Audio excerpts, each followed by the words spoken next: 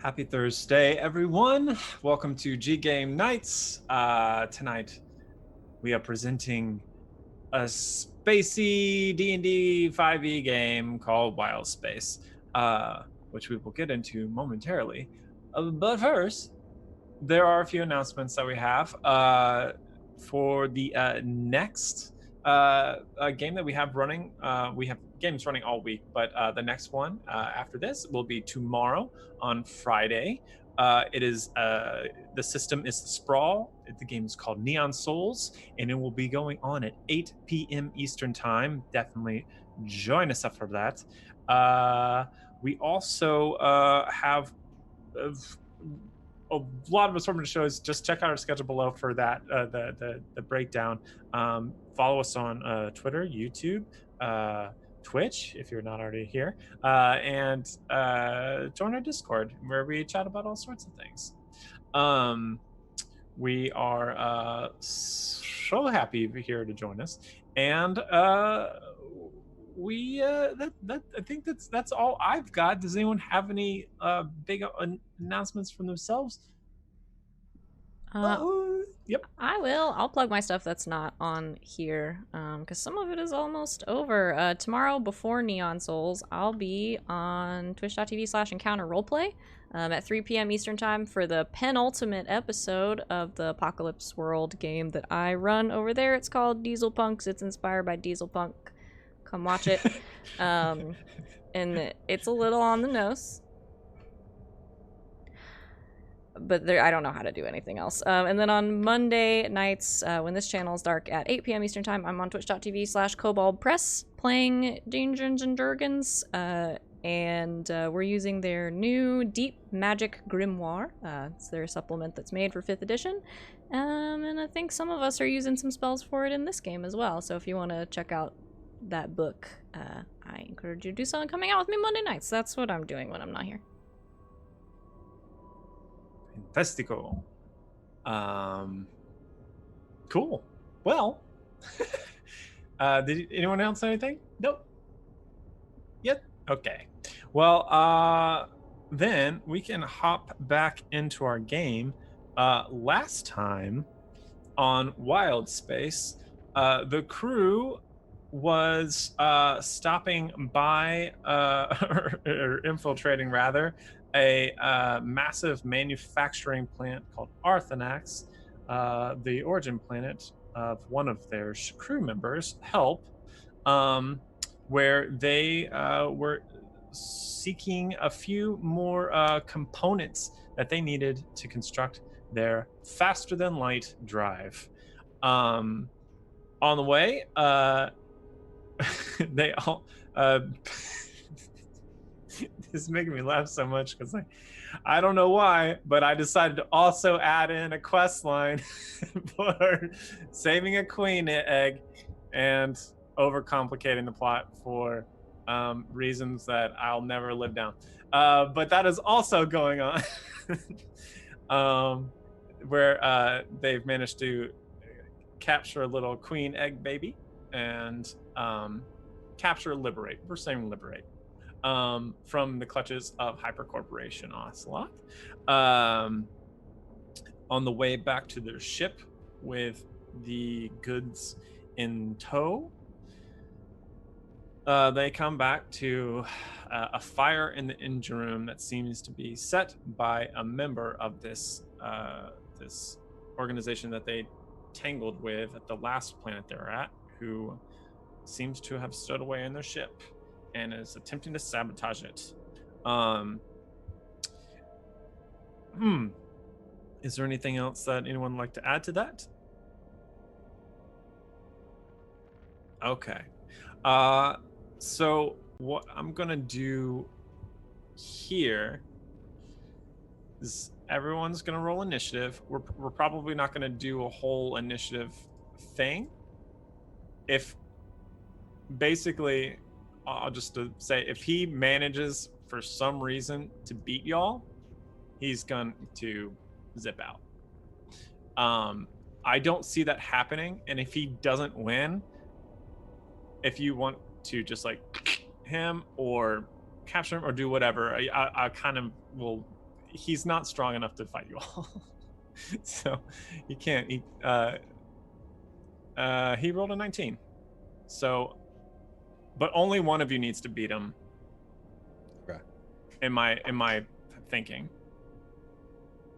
It's not me. I got a natural 1 for 2. I got a 21. 20. Okay, so the two of you can describe. Well, Vincent, you have a fun reason to describe that slow initiative. I think I'm held up back in the solarium trying to set down the queen egg on all the pillows, but making sure it's not about to, fall off and topple to the floor. Yeah. I think also like as you're doing that you get some like magical like flare up. You feel it coming and you're like patting it down. You're like, no, not now. Not now. As you are also surrounded with a pile of clean underwear that is from your earlier thing. Anyway, so Rosh and Gwen, describe what do you want to do? You get to pretty much dictate how you want to handle this. You just want to. If Gwen just runs up and stabs him, Rosh is gonna back her play. But I didn't know do we want to capture this person? I was going to try to knock him over first. Okay. And then I was gonna stab him, but if you don't want me to stab him, that gives you the opportunity to tell me not to stab him. Yeah, I think Rosh, as she is, like knocked him over Sweep and the trying to leg. like beat the. I'd probably Rosh would just say, keep them alive just in case. Fine. Okay. So, well, actually, Vincent, you've now safely tucked the egg away. You can hop into this situation, and also anyone can like kind of dictate how you're going to handle this. Yeah, I don't know why. Yeah, what do you want to do? You have a fire in the engine room. You have a prone gridlocker. I'll knock him out. Okay. How about that? All right. That seems like Sounds the good. easiest fix. There we go. Just turn the glaive on its end and just... Okay, and then just like with a, like as you hit into it, like also the back of his head like slams against the floor as well. It's just like you hear a clunk, and then he's just out as the kind of smoke is like choked up in the ceiling of the. He's alive. All right, y'all got that? Then I'm gonna go deal with the big fire, and gonna go and start using control flame to try and put it out. Nice. So I can extinguish 5-foot cubes at a extinguishing. time. Okay. Well, that's handy. All right. So yeah. So with that spell, and also as we talked about before streaming, is a fire extinguisher or two. I think that is canon. We said that sometime. And so kind of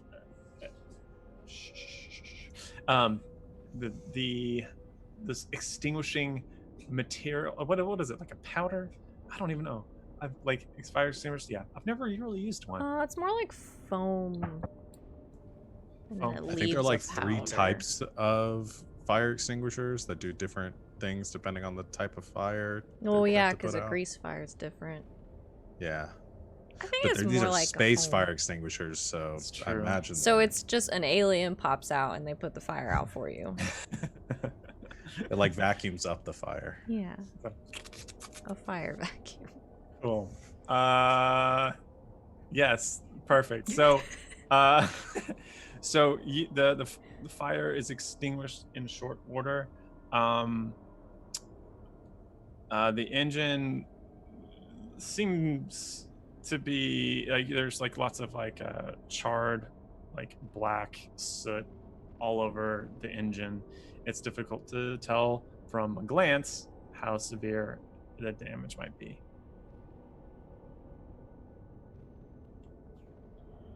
Oh hell. Alright. Y'all sure you got that guy knocked out? Quite. Then I guess helping out get started taking a look at the engine. Okay. Right. And remind me, we still need something else here, right? We were here, we got the egg, but there was something else I that think we were here Milo for. and Help had been getting the tech while we were going after the egg. Mm-hmm. Okay. All right. Yes. Cool. And it is in the cargo bay Great. now. Good job, guys. We did it. We should make sure we take everything off of them. I'm not sure how they do the grid walking. Well, we're about to find out. We'll start taking his stuff. Nice. Oh man, I'm Start gonna stripping stamp him that down. Yup. You're in my house. All right. Cool. Actually, I'll look that up real quick. What's their AC? Okay, so if you want to take the Gridwalker armor, anybody, it's half plate basically as far as its characteristics, AC 17. I can't remember if half plates. I think that's heavy, but I'm not sure.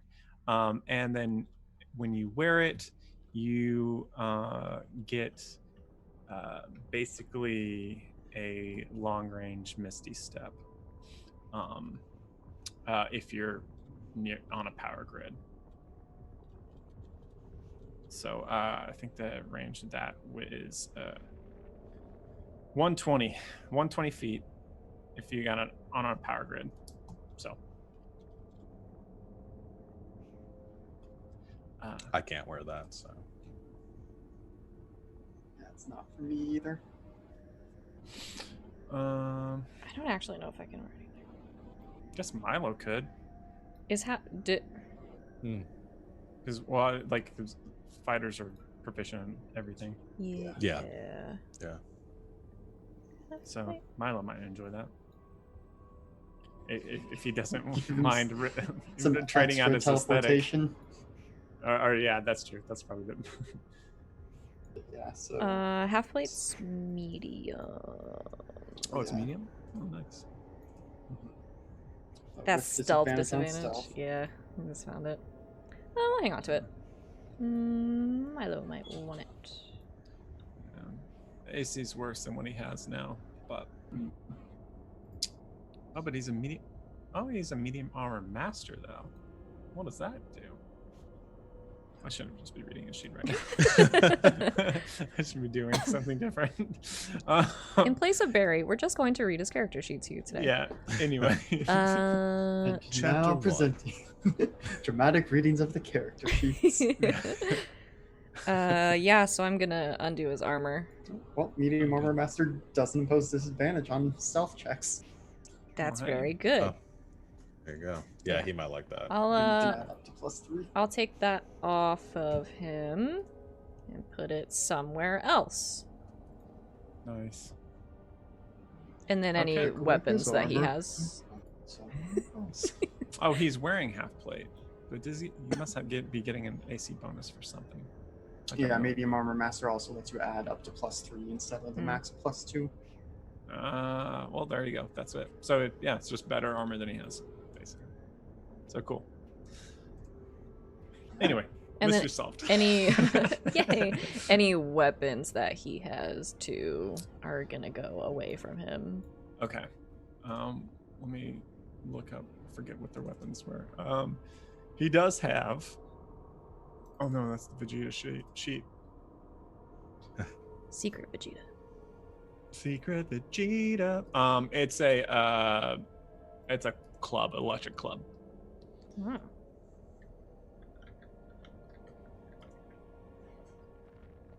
That right there. And it does. It's a big club. 2d6 plus 2d6. So 2d6 bludgeoning, 2d6 lightning. Wow. So it's like a great club or like a. It's I guess that's what isn't that what a mall is? I guess. There is a great Kind of. club in the book, I think. Is there a great club? Great club is 2d4, I think, because it's a simple weapon. I don't remember. It's almost like there are rules to this game. There's a yeah. I get Uh, a lot of the weapons are uh, very like the laser guns are very strong in this it's game. 1d8 is a regular Okay. great club, but Okay. Yeah, but it is Well, this simple. is a superb club. wow. And it's regular. It's not like +1 or +2. Yeah, it's not magic. It's a lot of damage though. I just really wanted to be +2 so I could go Great Club +2 or Electric Boogaloo is the name in the... That's good. Okay. So it's essentially 46 total in its damage. Mhm. Yep. Jeez.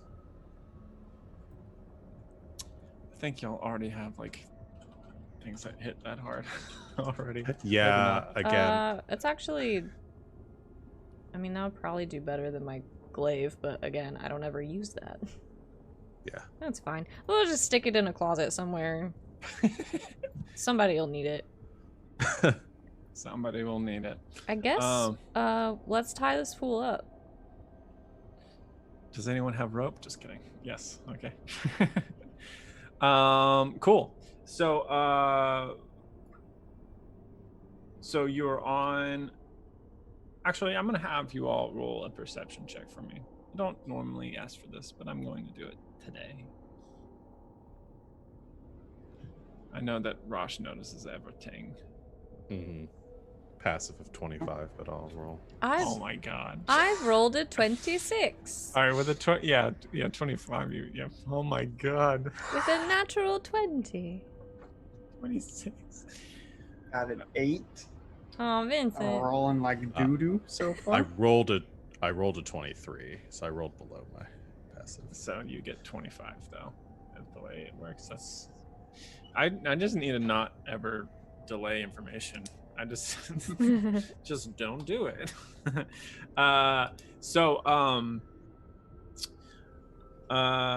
You hear a kind of beeping noise coming from down the hallway, sort of away from the engine room, a little bit closer to the war room or the TTR. Hear that? Do you hear that? No, sticking his head out of the engine. It's all There's a right. noise. Let's go check on it. Someone should stay with him. You stay. Milo, stay. I'll go look. All right. Just shout if there's something about to explode. Indeed.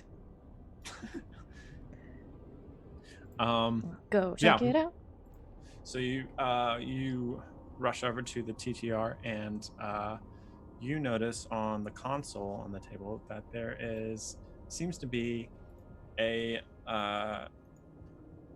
signal that is being emitted using the communications array of the ship.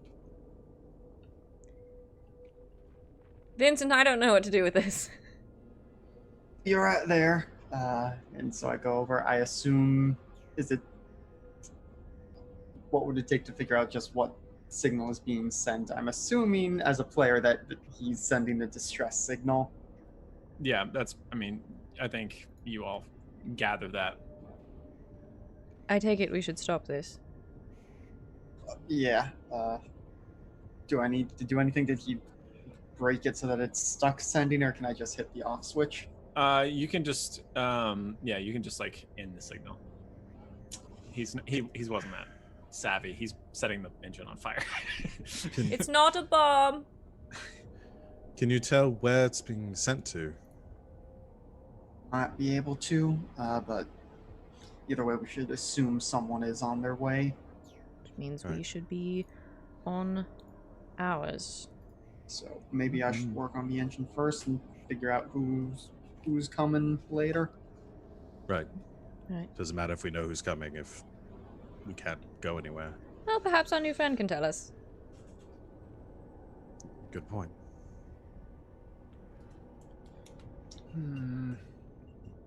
If he's not talkative, just tell him, our engine's special and we need some blood to power it, and that might convince him to that's- tell us. That's good. I was just going to Tell him once the Or- engine was fixed, we were going to just dump him out in deep space, but that's more Yeah. pressing. I mean, maybe let me say it, because I'm real good at lying with my passive 25 deception. I mean, you only have to be so good at lying when you have as many swords as I do, but sure. We're not actually going to feed him to the engine, Rosh, don't worry. Right. Why would you tell him that? Rosh, you don't say anything about that when we're questioning him. You know Give, how I'm he just is. giving going- me a look, Gwen. I thought he was going to be real concerned, and We cannot get back into this letting Rosh will guilt us out of everything. Listen, I'm not going to tell you how. Okay. I feel like something's incoming.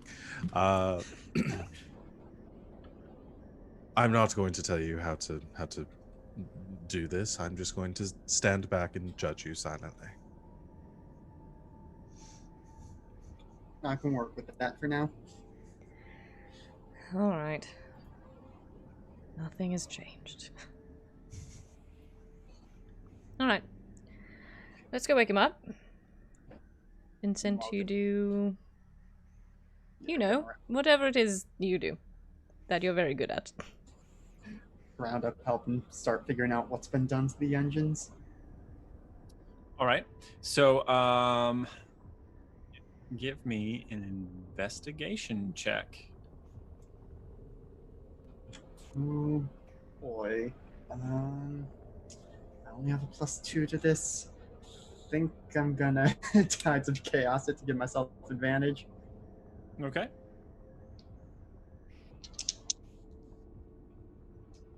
Okay, that's very good, because that could have been a 4, but instead that is a 19. Nice. So you look over the engines. It seems like much of the damage.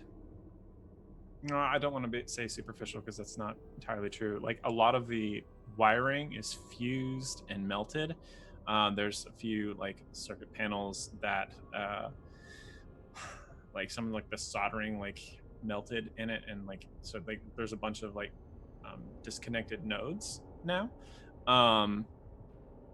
But between the two of you, you are able to kind of glean the things that you'll need to get it fixed. It might have to get some parts, or I mean, it might be quicker to try to find some parts or try to fix it yourself. I'm not sure. You do have some spare. There are spare wires that you can put together in the ship, but you know, it's basically how you want to roll for it.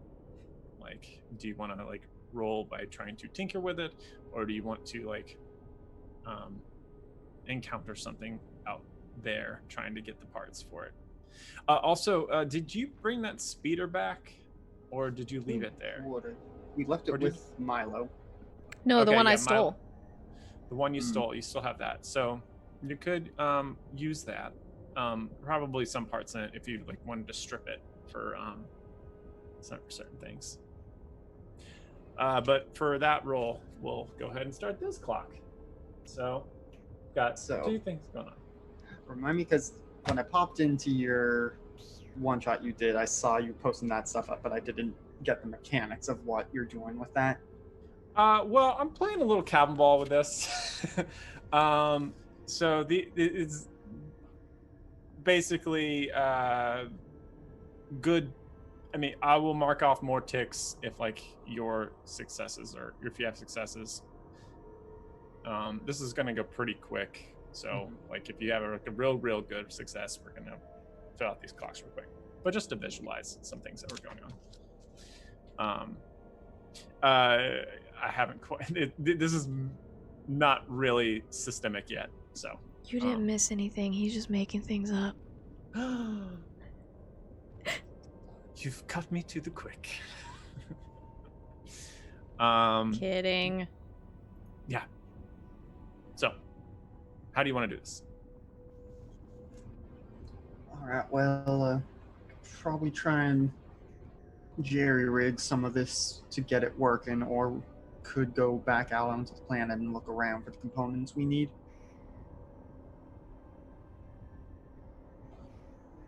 It seems like it's probably the best bet is to try to get this as quickly as we can. You know what you need, though, right? Yeah, and it's gonna be somewhere on this planet, just not sure exactly where. Hopefully nearby.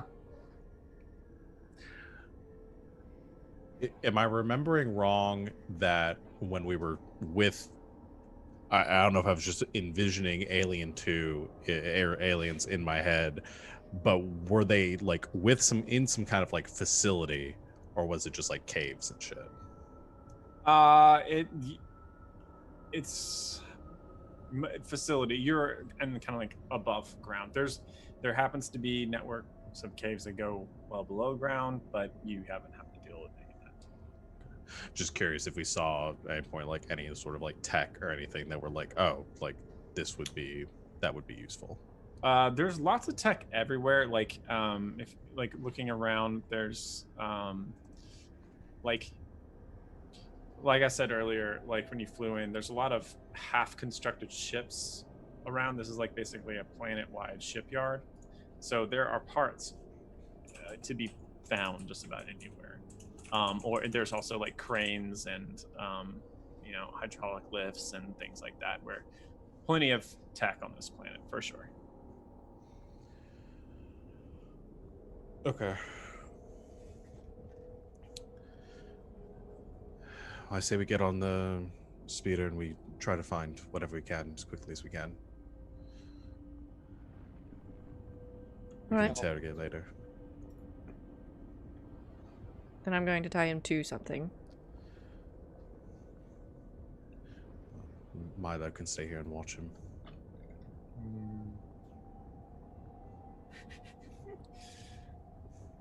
Handy. All right. So the three of you set out. We'll do.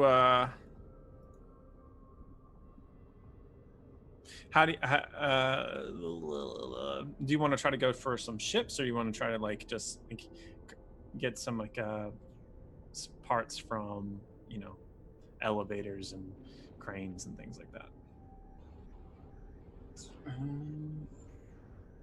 I think whatever's closest. Yeah. Like probably the first thing we'd come upon. Mm-hmm. Okay. All right. So here's what we're going to do. You're going one person can roll with advantage, being represented by the help of the other two of you, for investigating. Yeah, that sounds like a Gwen roll. I have a +9. Jeez. Jesus. It's a thing I'm good at. 22.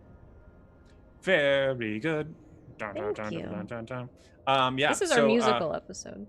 I know. You find quickly find some like the closest available. You actually find a scrapyard where as you do see other creatures like kelp that are kind of picking over it, taking pieces of fuselage apart and separating things and getting them ready to be processed. They don't seem to be paying you any mind. They seem to be just focused on whatever task they're working on. And you are able to find just about everything that you need for this part, and can just load it up onto the speeder. Doesn't take very long. So right now you're doing well on pace. So we'll go ahead and just fast track. You find everything you need, you race on back to the ship, and now you can try putting that engine together. Same rules as before, except this time we're going to do Arcana Int. Okay, I am much better at that. That's a 19. Nice. Very good. So Yeah, I don't know how to make putting the engine back together exciting, but it is happening as we speak.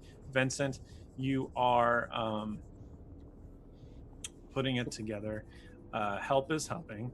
I think Hacking even in Bioshock 1 got to turn all the pieces together so it matches up. yeah, yeah, exactly. Like, as you're kind of get like putting these like nodes together, there's also like code strands that are like running down this monitor, and people come and monitor them, making sure that the right programs are running. While Vincent and Help are doing that, Milo is just kind of sullenly guarding the grid walker. What do Rosh and Gwen want to do? I don't know that he needs our help.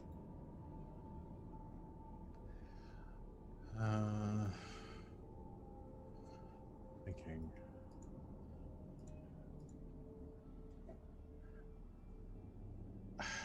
I don't know. I mean, either we can look for more supplies that might be able to help, or do something to keep them from finding us if they get here before we are able to take off. I don't know how we'd go about doing that.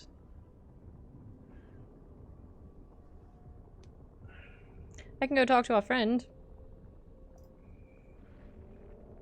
I guess if we want to interrogate them, find out what they know. But I don't know if you wanted to wait for Vincent for that.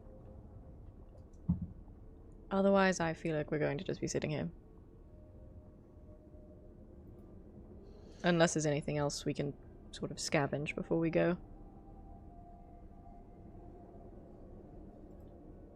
Maybe.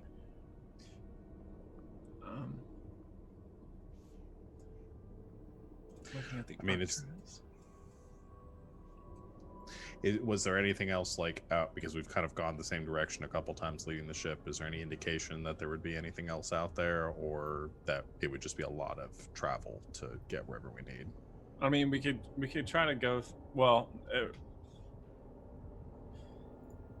The way we would do it would be kind of like, you would search within a zone that you're comfortable with without getting too far, and then investigate roll. If it's successful, then yeah, you probably will find something close by that is useful.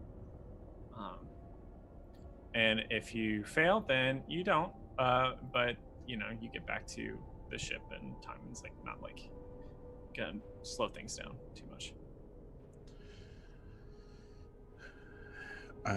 I would say let's make one more run, see what we can get. Okay. Okay, so let's do some. What do you, Gwen? What do you? Actually, no, both of you, or all three of you, right? There's no reason to leave Alex out of this. What do you want to find? What would you like to have on the ship?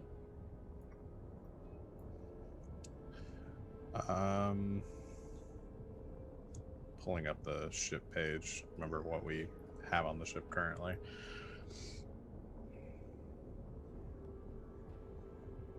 Currently have 2 rail guns. We could maybe see if there's some kind of... I mean, what we got was stuff to fix the engines. Maybe either upgrade the engines or find some kind of defensive thing, whether that's stealth or better weapons or better shields. Oh, we do keep talking about cloaking. Mm-hmm. Yeah. And then not having it. Yeah, I I find guess if some there's kind any of like discarded Yeah. thing that Vincent could fix. Okay. So what else? Because I'm gonna put for a cloaking device, that's gonna be pretty hard to find.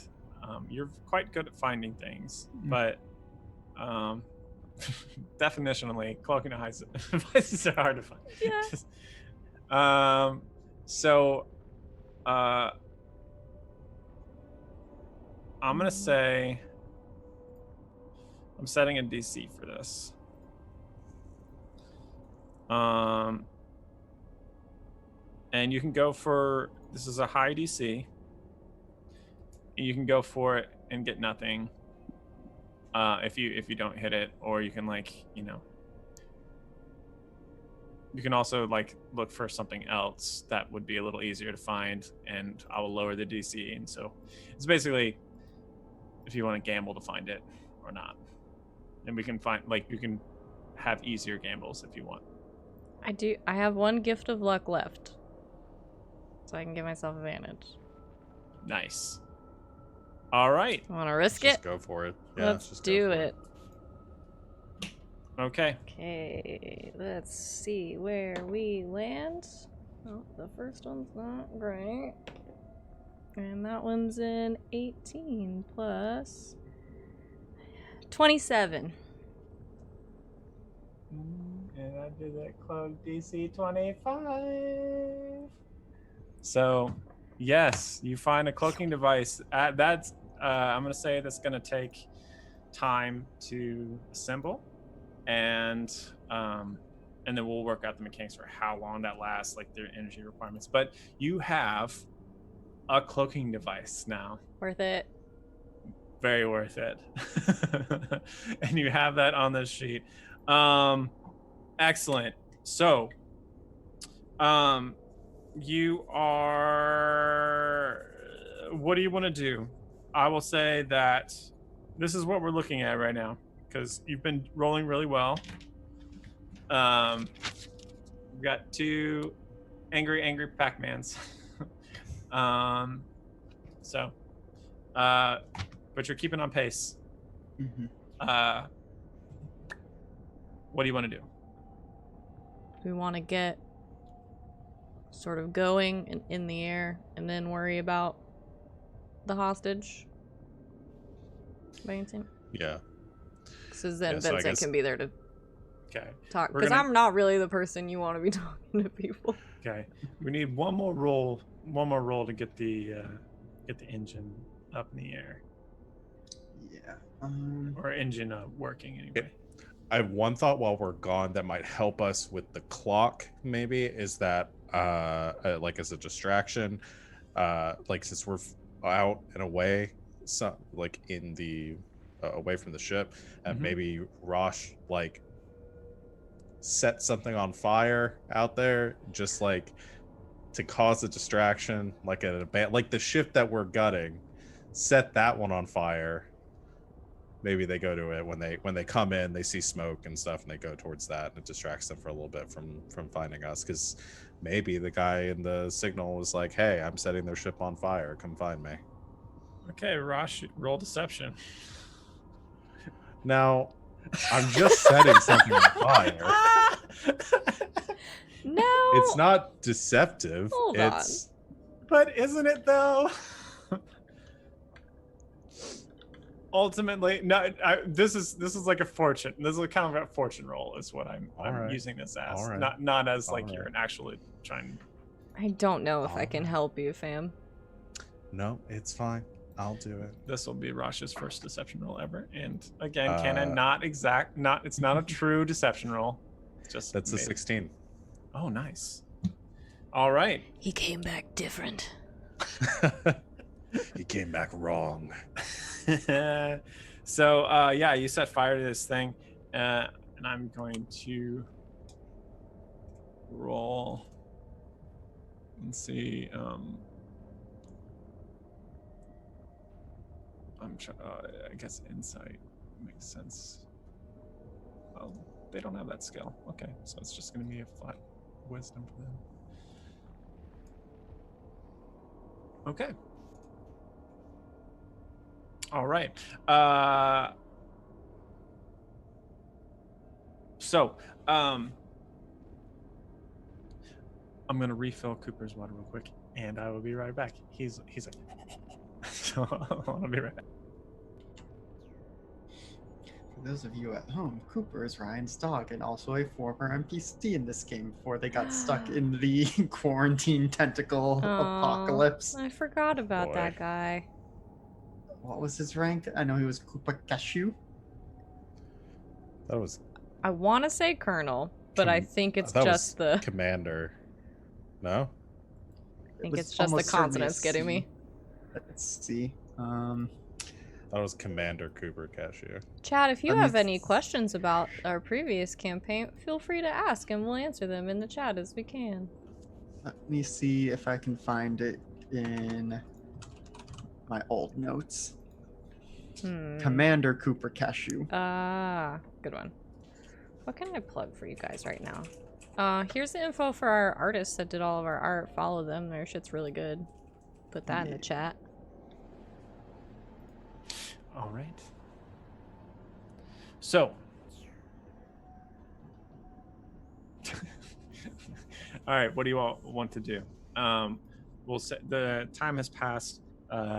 Vincent and Help have been furiously working to get the engine back in order. I think the two of you kind of work together and in a very gastrointestinal style comes to life, I guess. The kind of old engine of the Arcturus kind of sputters. There's the smell of kind of smoke and ozone in the engine room is a little noxious, but it does roar back to life. Yeah, and the lights of the Arcturus, which kind of come back online and looks really, really nice. So where to? What's going on? I think I'm gonna, take us off, but also the plan is to keep low so that it's not super obvious. Like, hey, here's a ship flying away from the planet right away. Panic! Okay. All right. Roll me.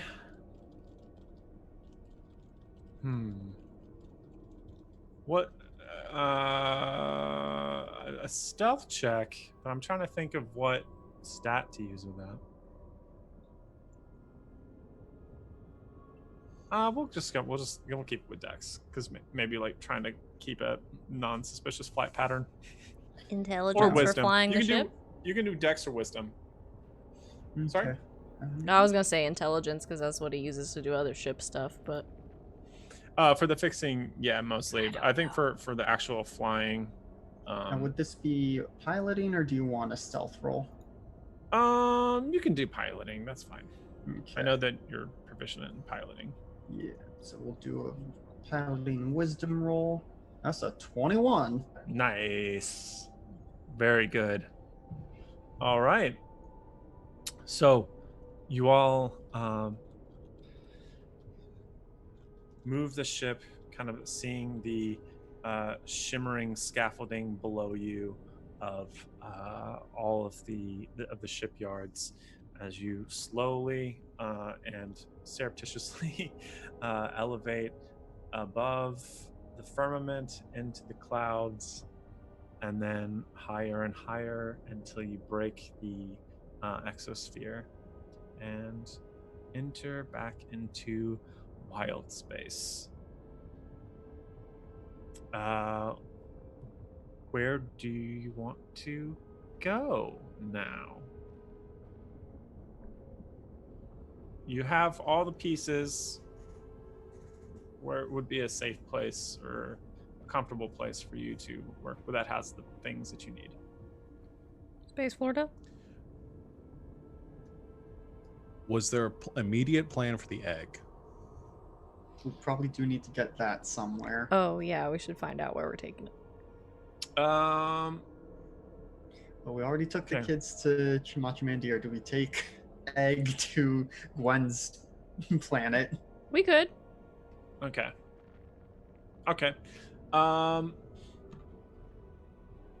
We can play this out if you want, or we can just kind of fast track it. I will say Help is going to stay with the egg. That's a safe place for Help to be then. Cool. I mean, they have to do what I say. So. All right. So yeah, you get to Vestia? Viastea. You go to the planet Viastea. where Eleanor is, right? Yes. Yeah. She is. I imagine running the place with an iron fist. Yeah, she's pretty brutal. She, you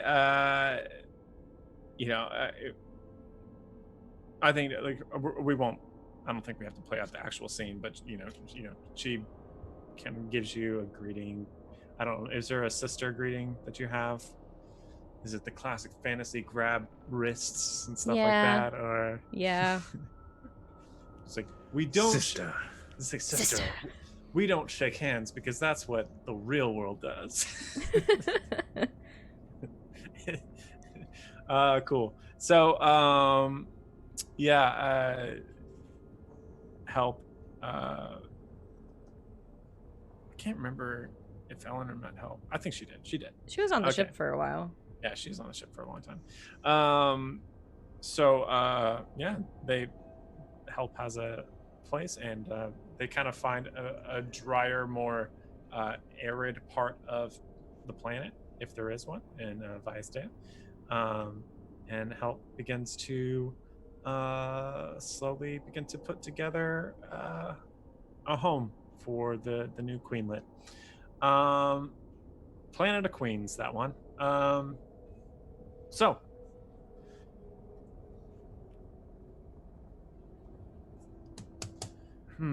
Interesting. Okay. All right. So where to next? Well, do we want to stay here for a while? We'll try to keep moving. Do we have the facilities here that we would need to construct the engine?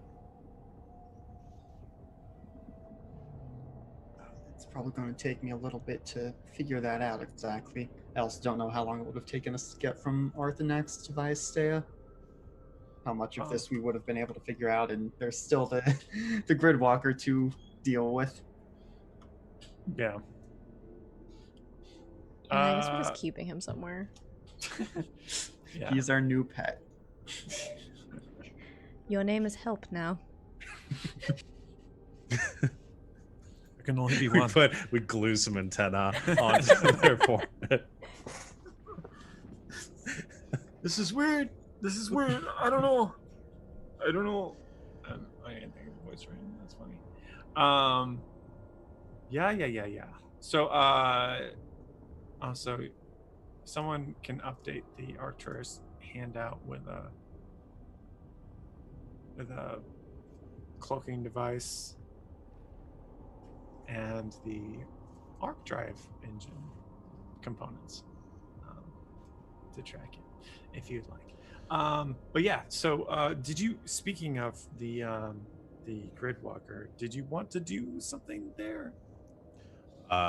Yeah, I was thinking we should interrogate them. Okay. Yeah. Do you want to do that now? That'd probably be a good idea. I was gonna say if we could wait until we've taken a long rest, I can prepare Zone of Truth. You've had time to do that. The travel between the two planets is certainly more than a couple of days. Then for whatever day we do this on, I will prepare Zone of Truth so I can. Mm-hmm. So we're just all back to regular hit points and everything, because my hit points are just fucked right now. Yeah, if we've taken a long rest, then everyone's back to their normal hit points. Yeah. Okay. Now the eternal question is: Ryan going to trigger my Tides of Chaos before it just resets at the long rest? Do you have a Tides of Chaos? Yeah, because I used it for you used it earlier. analyzing the engine. No, Drop I'm not him taking in my a hit pit. points until after we do this. All right. Well, we'll say before the day ends. Let me get two different colored D100 thingamajigs. Drop him in 'Cause- a pit. Never wanted a pit Okay. so bad. Ow! Is So it I a- have the thing now where I get to roll two D100s and pick either one. Did you get one of the 90? One of the 90? No, but I Oh. got the same number on both of them. Oh. Oh no. Which number? Up to 65, up to 3 creatures you choose within 30 feet of you take 40 10 lightning damage. Well, I'm glad I didn't take those hit points away. Well, can I just say, can you roll it? Because like I'm gonna say if you roll the same thing twice, it happens double. I don't know. Just for it's not gonna kill anyone. Like I don't know. Just for play. I don't know if I'm gonna do this roll next time, but we'll see. I haven't looked at all the searches. I have 188 hit points right now. So you want me to roll 8d10? Yeah, I also kind of like the idea of you like this is part of like the repairs, like as you like are fixing the engine, you're like maybe it's like the wires are also frayed, like and like I've got it, and then like the floor is like electrified or something like that. I don't know.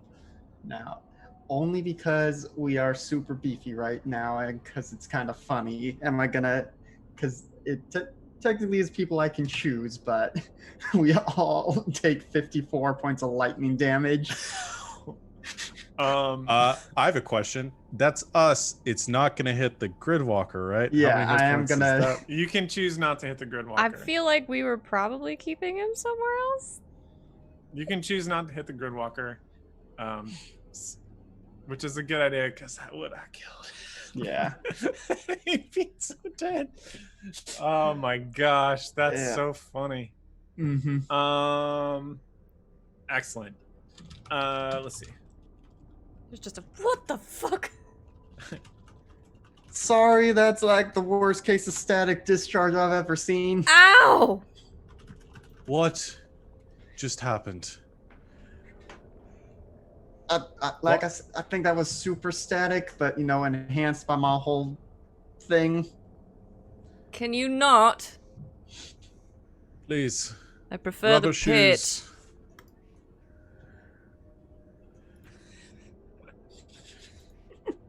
Oh my gosh, that's amazing.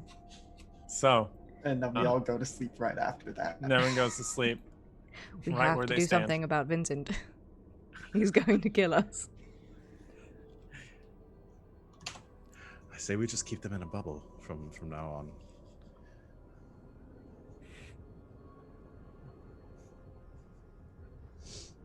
All right. So, so let's zoom back forward in time again. Via Stea, you can either be on the planet or in orbit. Where do you want to go, or what do you want to do next? You have these things to do, but I don't know where you want to do them. So And, what- and, Dropped off. and because of well, I didn't finish the engine clock, but the incoming clock is still active. So we should probably interrogate Gridwalker first. Mm-hmm. Yeah. Find Oh, out that's what they right. know. That's what we're gonna do. All right. So let's go backward in time again.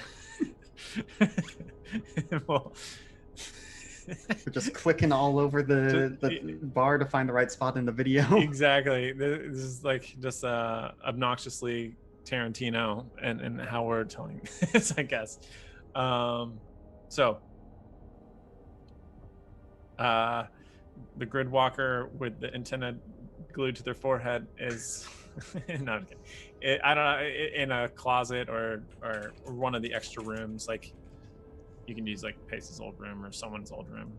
I think there's a few rooms available where you could keep them, and they're sitting there and tied up in the rope and chains that you got and the duct tape. All right. Strategy.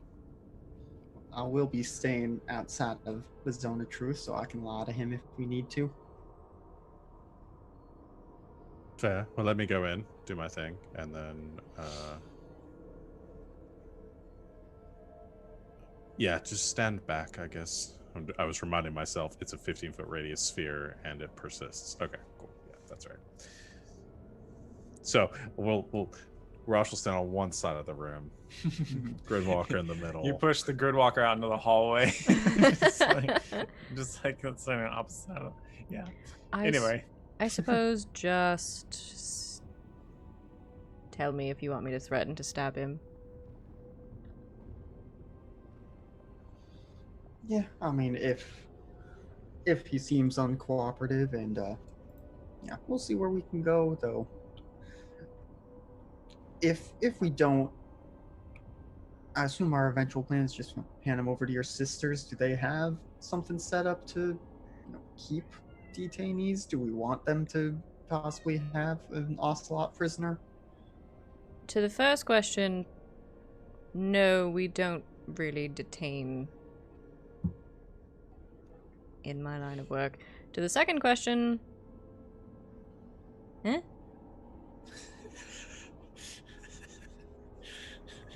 We're supposed to sort of stay neutral, but I feel like a lot of that's gone out the window.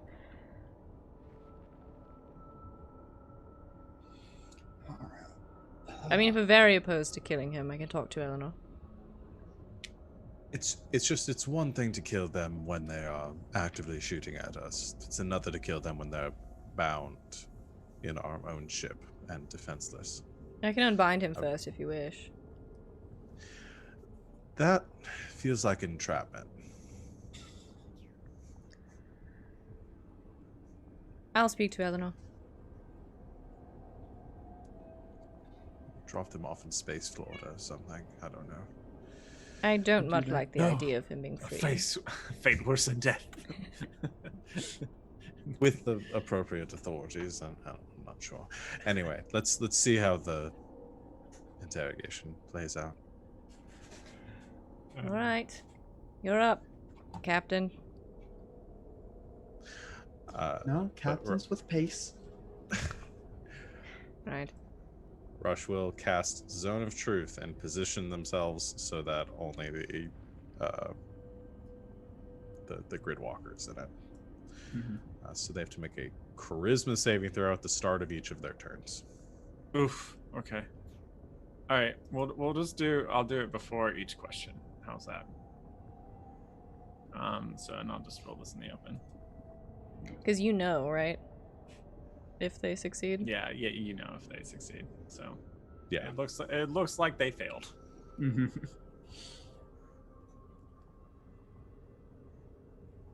All right. Well, I mean, we'll start with something simple. What's your name so we know what to call you instead of just, faceless goon, faceless ocelot soldier? Pluto, bro. All right, we can work that. Pluto, bro, now, who exactly did you contact?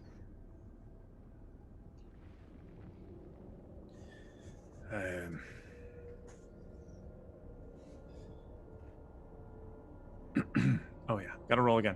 Each question. No. My boss.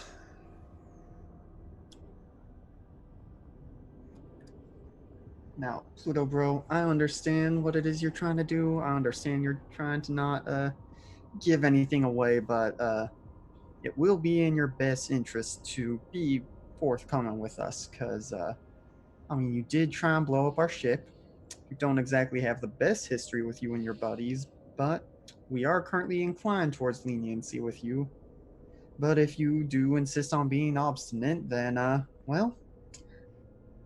one less mouth to feed as we just venture into space and go where, continue on our way.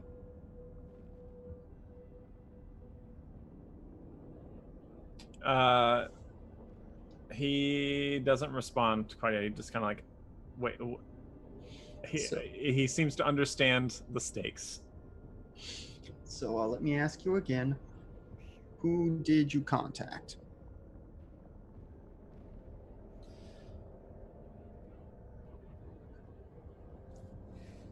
Already rolled earlier, but I'm trying to remember if it's still persons.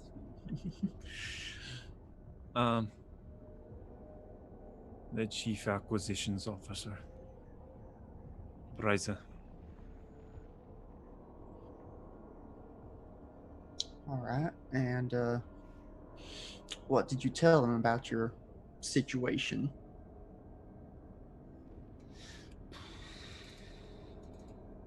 I mean, I guess you can all just brute force, even if he does succeed. You can just keep brute force it until he tells you the truth. So maybe I'll just stop rolling. I think we're just gonna keep it as is. This is actually annoying.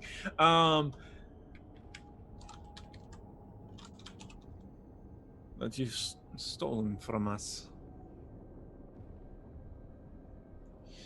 the children, the engine, and then he casts an eye towards Gwen and other things. Well, at least for those first two, pretty sure I have more of a claim to them than you do, seeing as they are my siblings and the engine is kind of based off of me. So I think I get, I should, by these rights, have a position on the board of Ocelot, but seeing as that's not going to happen, I think just going to, take those and call it even there, at least for now. But in terms of what you send in the message, I understand why you want to send them after us, but did you tell them, who we were, who was on the ship? You didn't know where we were going yet because we hadn't left yet, but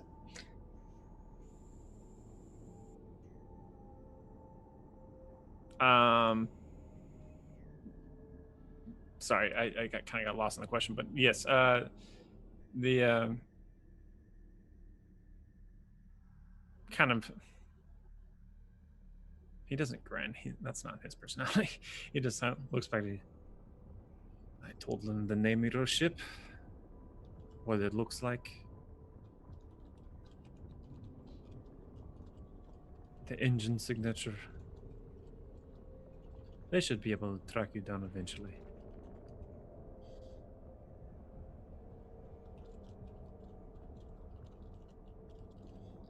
well, now see, that is a problem. One that we can solve, but it does make us a bit more annoyed with you.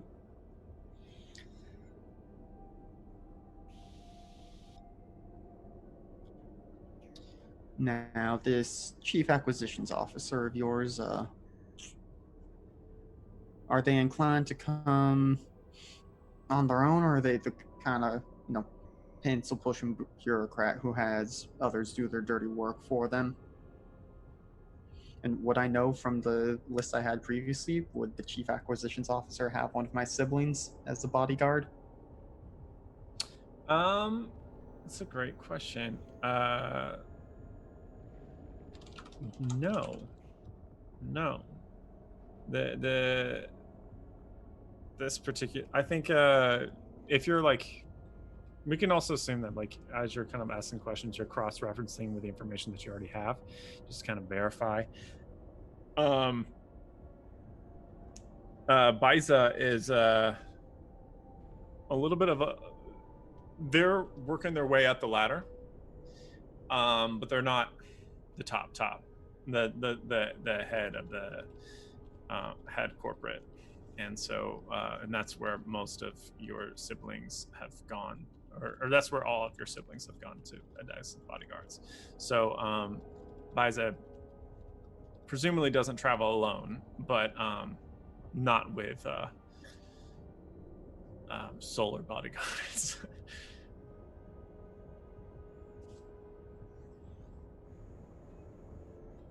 All right. Kind of looking at Gwen or Rosh. Can y'all think of any real pressing questions we need to get out of him right now?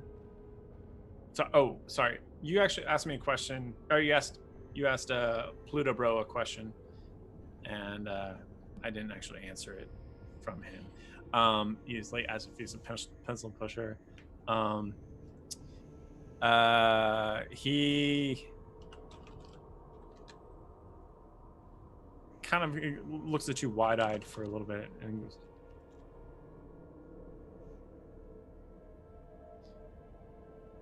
he thinks about it. The guy nods a little bit. He's like, there's a little bit, I don't know how to communicate this in a few amount of words, but he does communicate to you that while Biza, like everyone in Ocelot, do like to push their pencils, they're also the type to jam them through your ears.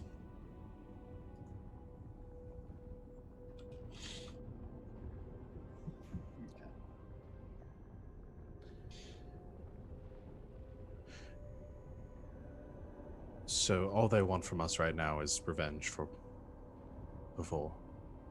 And I assume there's not any negotiating. They want their stuff back. Yeah. And probably revenge. Probably revenge on the tail of that. Sounds like we're at an impasse then. We're not giving them their stuff back. Those are people.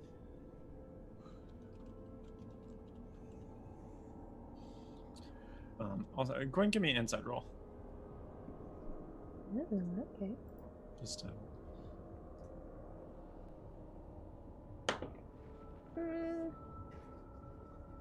18? Okay, cool. You get the sense that when Plutobro was mentioning you, he was really talking about friend.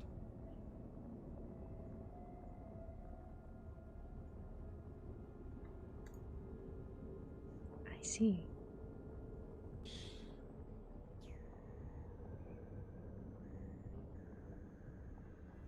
Can we speak away from them for a moment? Yeah, I was just about to say maybe we should have a little conference among us.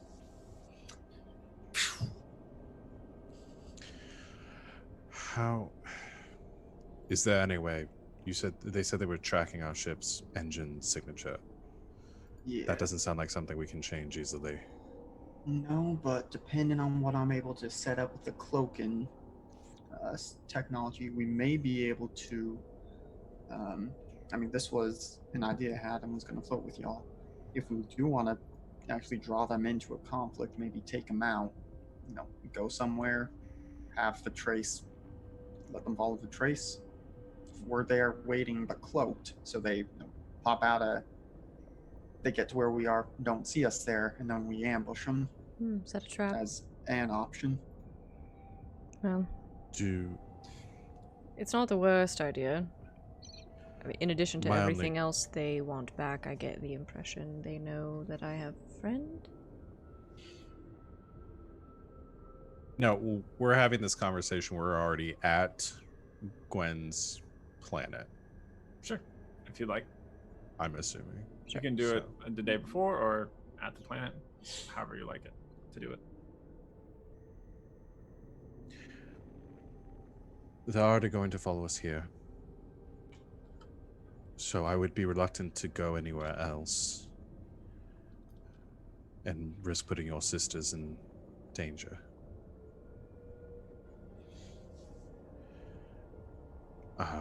Also, do we want to be meeting them in space, or do we want to be meeting them on terra firma? Probably terra firma. Yeah, I'm of much more use on the ground. I would assume so. I mean, we've seen the technology they'd have. They'll probably outclass anything we have. Do you think us, along with your sisters, we can set some sort of ambush? I don't want to put them in harm's way, but they're capable fighters.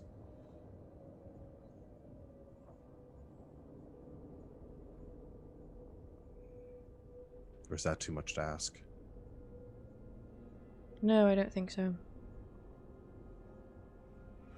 At least seeing what size force they bring with them. If we're talking a small army, we may need the assistance.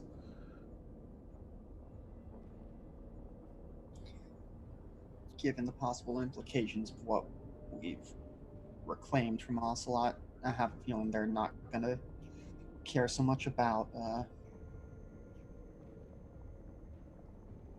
I'm blanking on the phrase, but the Collateral damage? Collateral damage, yep. So. We're not afraid to die. We put the ship down somewhere, like Vincent said, cloak it. And try to lure them into some sort of choke point. You know the planet better than anyone.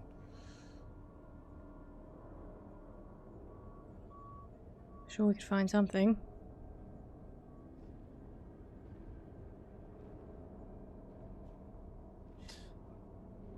While you all are having this conversation, elsewhere in space, a sleek cruiser cuts past the outer edges of the system of Titania. going closer and closer to Vyastea. We're going to take a break. We're going to come back.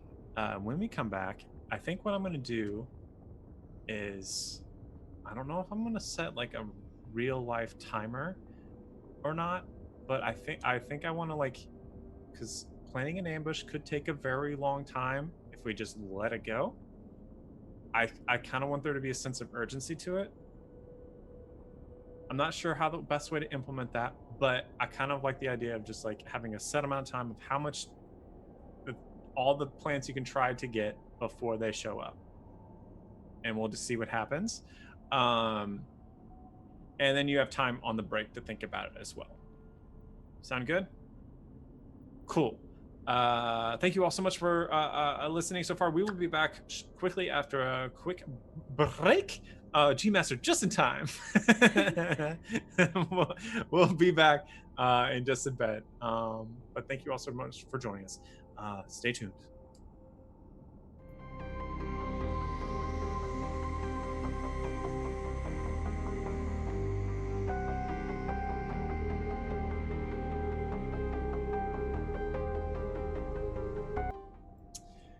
Well, hello. We're back. Thank you all so much for joining us, everybody. Thank you for the tremendous raid encounter roleplay. We really do appreciate you all stopping by with us for some after game. So let's see, where are we at right now, folks?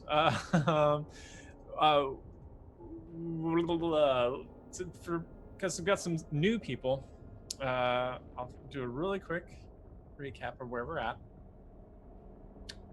The crew of the ship Arcturus is on the run from a hyper corporation.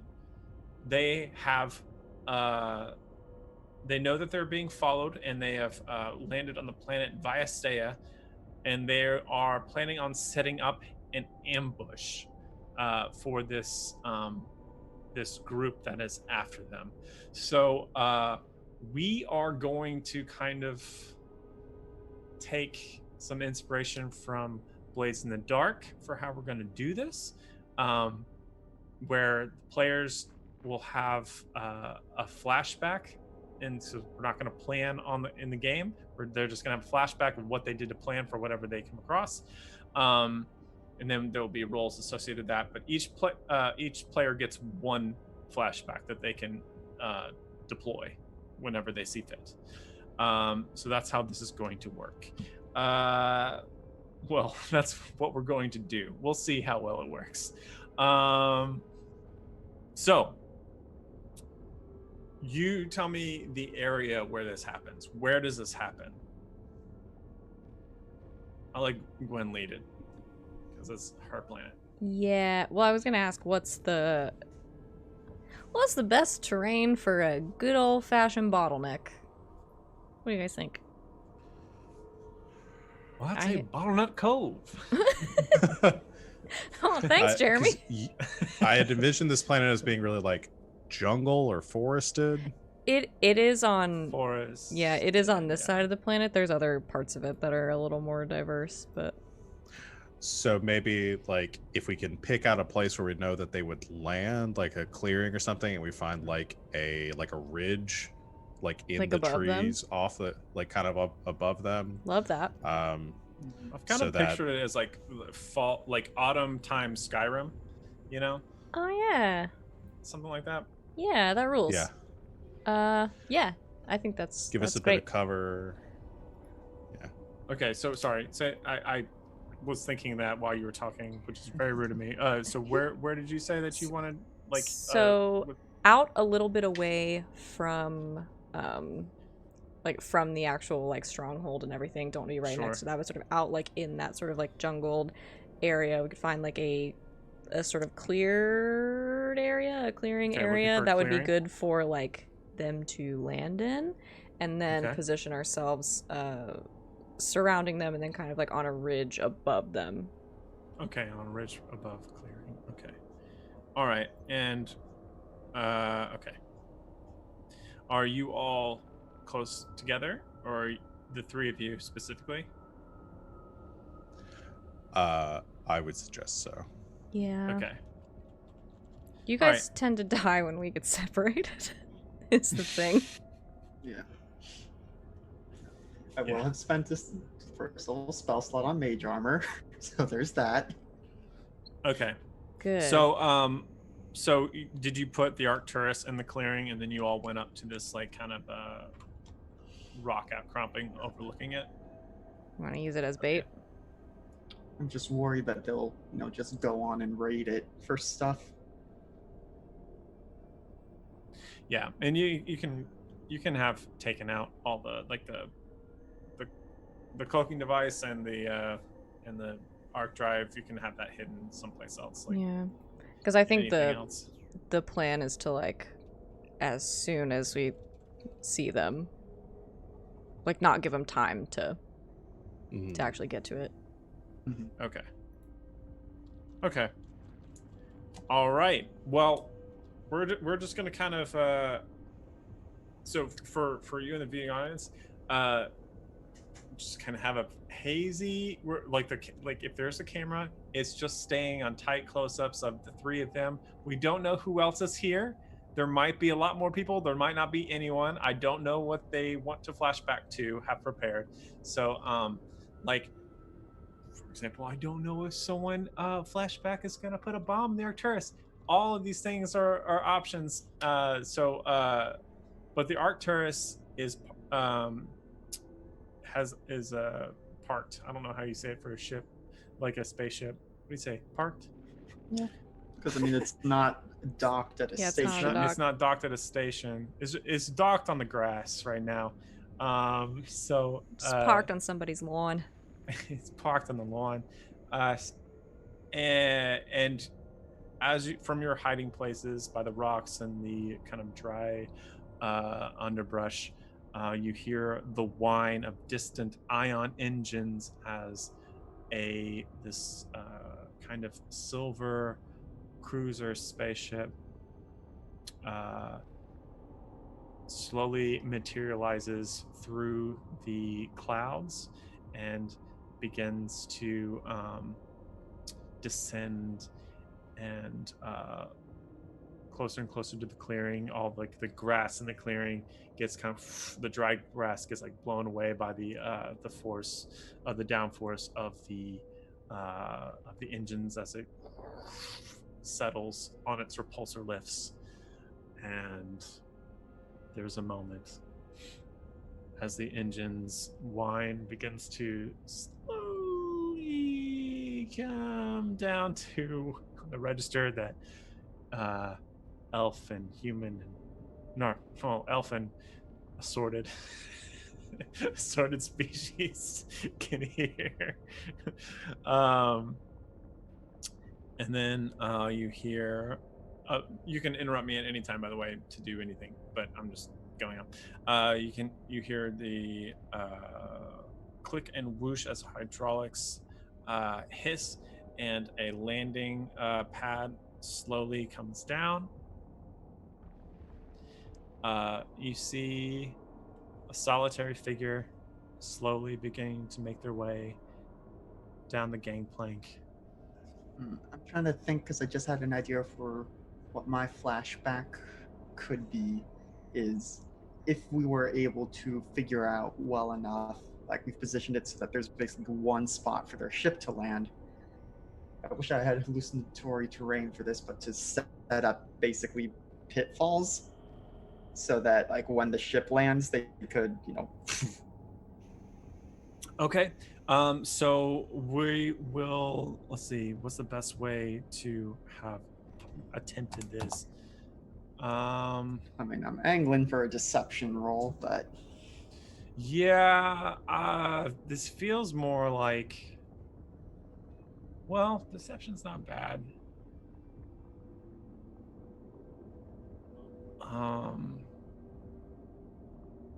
But it's not like a what's deception's normal thing? Charisma? Because this won't be that in Charisma. this case. I think this would be deception int. okay. I just need to do a little bit of math to figure out what my modifier is then, because I have expertise in deception, so that's still going to be a plus 12 to it. Okay. Yeah, I'm Yeah. an expert at deception. Go for it. Go for it. Now, do I blow Tides of Chaos now? Probably not. Well, that's going to be a 29 deception. So it's very successful deception. I'm gonna say, okay. I'm. Hey, hush, buddy. So you have a plan and of where all these pits can go. I kind of want to like limit the resources that you have in terms of like you could get all the sisters to help you dig these things, or if you had another idea in your mind of how you would get that done. But like if the sisters are using digging that means they won't be able to be used for something else Yeah. in prep. Would we have had But you can, time... if you, that's all I can think of. If you can think of someone besides the sisters, you can have like a different resource. Because I would like to have access to them. Yeah. The only question I can think of for that would be, would we have been able to get a long rest in between setting up the ambush and it happening?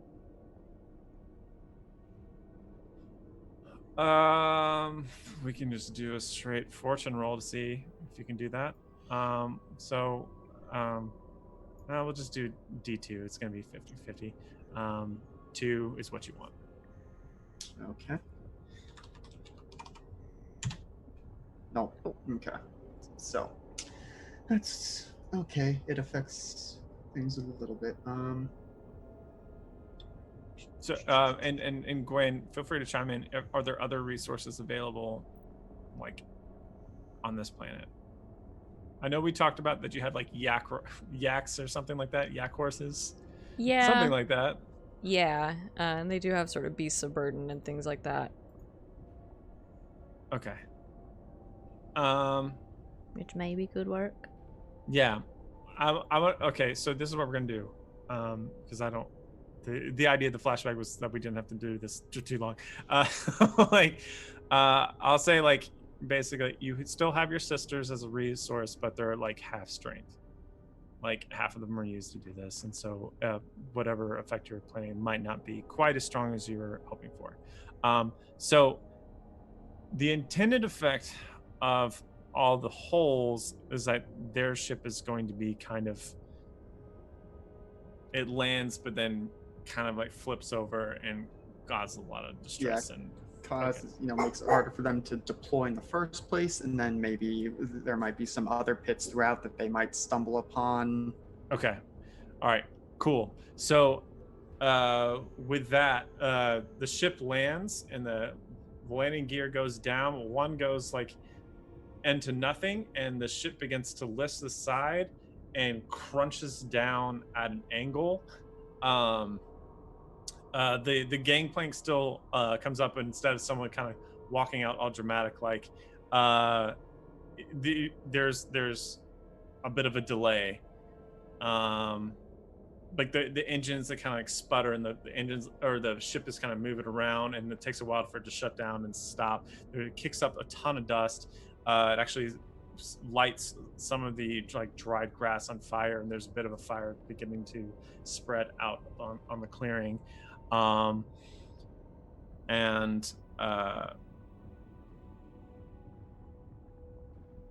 Two kind of silver orbs begin to like roll out of that opening and fall out of the ship and begin like spin and roll around for a little bit, and then open up, and a bunch of like cybernetic legs stick out, and looks like mecha spiders.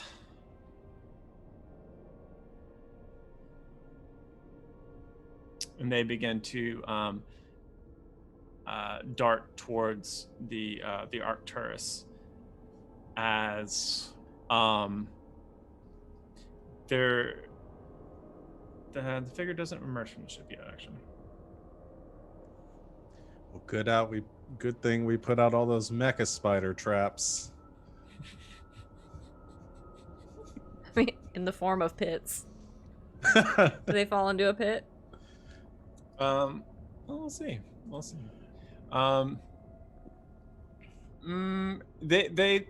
We'll just say, well, we'll do like a check. It's not gonna. If I super wild surge and get 90 on both the D100s, does that make it a 100 by 100 by 200 pit? Super wild surge. It's not gonna affect them too much because they do have spider climb. Yeah. But you know, there is like momentarily stumbling, but they like quickly crawl out of the holes.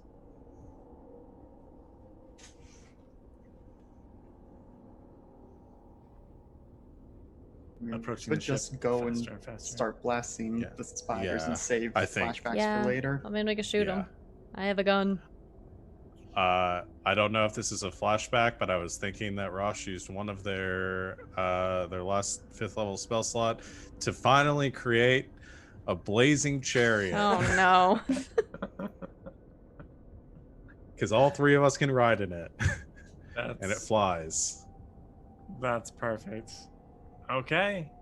So I you just hop remembered I have wings. I keep Oh, forgetting I have no. wings. It's fine. That's true. We're good at this game.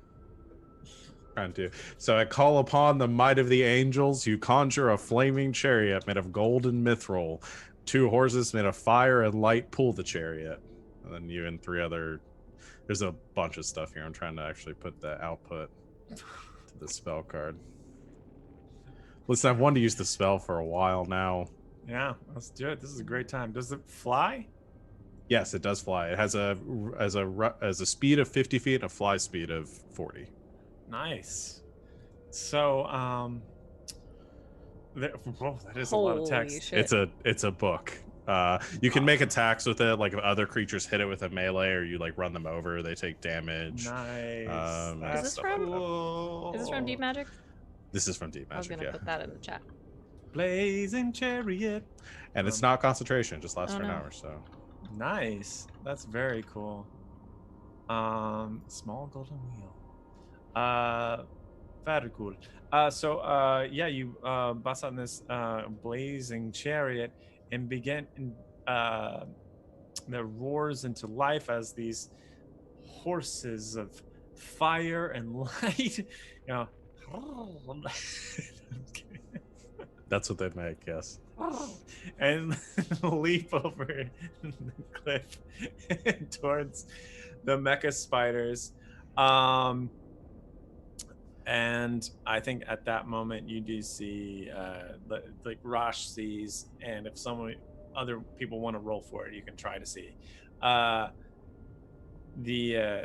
there is a figure kind of pulling themselves up on top of the cruiser ship and looking out. They from this distance they seem quite small, but you can kind of tell that they're wearing some sort of like suit of kind of, not like a mech suit or power suit. It's like a business suit. So What can I we think roll? at this moment, What can we roll to see? you can roll perception to see if you notice. Like I figured you're looking at the mecha spiders naturally, but like if your peripheral, we can try a perception check. 20. 20. Yeah. Gwen, you notice. So I think at this moment maybe we should roll for initiative. So cool. We're gonna do that. I'm going to find some music that is a little more. Dun, dun, dun, dun, dun, dun. Let's see, this one's called Firebrand. That's way too intense. I can't listen to that for an hour. No.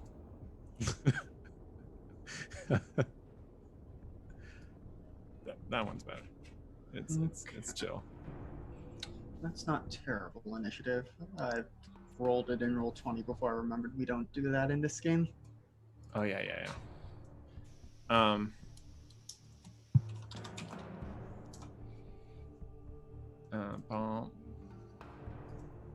Are you serious? Roshel.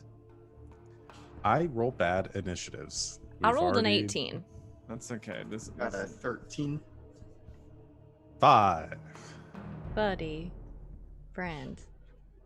all right. Clerics are Wow. kind of supposed to go last. What's your do you have any dex? Rosh, sorry. +2. +2. Okay, so you're gonna go ahead of this one who also got 5. Super sad. So what did you get? Who the two of you? What'd you get? I got an 18. And You I got got an 18. 13. Okay. So what's your dex, Gwen? It's a 16 plus 3. Oh, it's a tie. So let's roll another. With one of the mecha spiders, you got a tie. So let's roll another initiative. Just for you're gonna stay at 18, but Okay. you both have the same dex, and you both Um, had the same initiative. So. I rolled a 16 that time. You beat him. All right, so you'll go before them. So it'll be Gwen. It'll be the mecha spiders. Then it'll be Vyncent. Then Rosh. Cool. All right, so beginning with Gwendolyn of the Tranquil Mind. That's me. Are we just there? Are we still flying? You're still flying at the moment, but if you want, what do you want to do? I want to jump out of the chariot and fight a spider with my sword, Okay. but not if I'm going to die.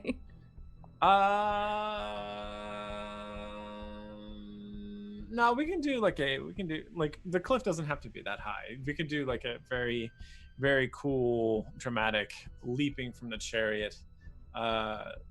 We'll say, so Rosh, you're the one controlling this chariot. Do you keep it going towards the spiders, or do you go back towards the ship, their ship? I think the biggest concern right now is the spiders that are running towards Cool. because they're heading straight towards the Arcturus, right? Yep. So, yeah, I think going Cool. towards them. All right. So yes, that's where you're headed. So Gwen, you can leap off the chariot and do what you want and try to attack one on the way down. Lovely. Yes, I'm gonna pull out the Phantom Blade Mm-hmm. and try to stab it. That's a natural 20. Okay. That will hit. Oh boy. It's this is why I don't actually roll the dice. That's going to be 39 slashing damage for that one. Yep. And I'm gonna take a second swing. Wait, that was one swing? I rolled yeah, a natural 'cause- 20. Yeah, you roll it twice. Should you Oh, take you up should, the- but you need to take. I think you got added your What? your damage. Oh, my modifiers in the modifier is second still in one. there. So minus 8. Yeah. Okay. 8 of that last one is my modifier. Okay. Cool, It's cool, still a lot. It's still a lot of damage. The second one is 17, 27, 28 to hit. That does it. And that one's gonna be 15 slashing damage. Huh? Ouchies. Quite good. You carve it up real good. They are both the spiders are going to turn on you though. Pretty quick here. Let me see.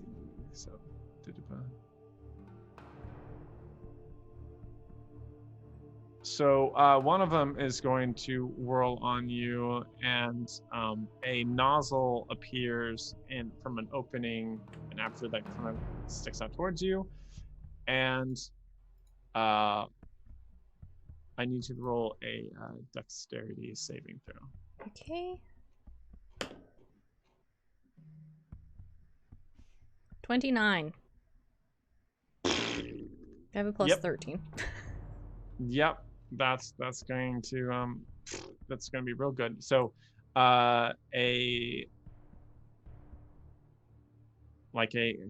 spray of this. I guess it is a liquid, but at this point, but like you kind of leap out of the way as it like lands on the ground, and where the liquid lands, it immediately makes like a viscous, ropey terrain, not unlike webbing, and but you managed to like leap out of the way without being covered in it, as the other one attacks you with its mecha legs. Okay. So, Mecha spiders, but fleshy legs. Oh, why would you say that? I think only one of these hit. 22, 11, and 17. Yeah, my AC's 19. Okay, so that's just going to be 9 slashing damage. And that's their turn. So that's going to bring us to Vyncent. Okay, as we are flying up above, would you say I'd be able to get both of the mecha spiders with a 20-foot radius sphere and hopefully keep Gwen out of it, or are they kind of flanking her? Yeah, I think you can only get one of them. They're kind of, yeah. Or you can hit Gwen, as she says. Okay, so I could get both of them, but I'd also have to get Gwen. Mm-hmm. Okay, so we'll go for that because she's strong. She should be able to. Okay, good. This is set up on a spell card, so I am going to cast Storm Sphere at 4th level. At 4th level. So 20-foot radius sphere. Howling Storm. Each creature in the sphere when it appears or that ends its turn there must succeed on a strength saving throw or take some bludgeoning damage. No damage on a save, but then as a bonus action, I can make it shoot lightning. Okay. So, as y'all's healer, it stresses me out so much when you guys are just like, y'all can just hit me. I'm like, I work so hard to give you guys those hit points, and you guys just squander them. We trust you. Hit points are meant to be spent. Mm-hmm. We can take them out now. They're gonna hit me next turn anyway. Yep. You wanted wait, what's the saving throw? I can't read it. So strength saving throw. Strength saving throw. This is your punishment. They both fail. Okay, both under 18, so they are gonna take a little bit of bludgeoning damage. That's more than a little. That's gonna be 10. Nice. I should roll this too. Yes. Yes, you need to beat an 18. 17 plus 9? Yeah, so you take no damage from that.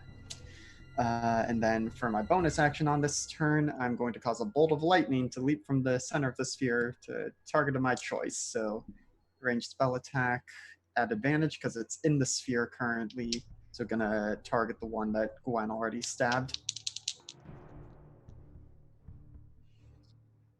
That's not great, but that's still going to be a 19. 19 to hit. Yep, a hit. So then they will take 4d6 lightning damage.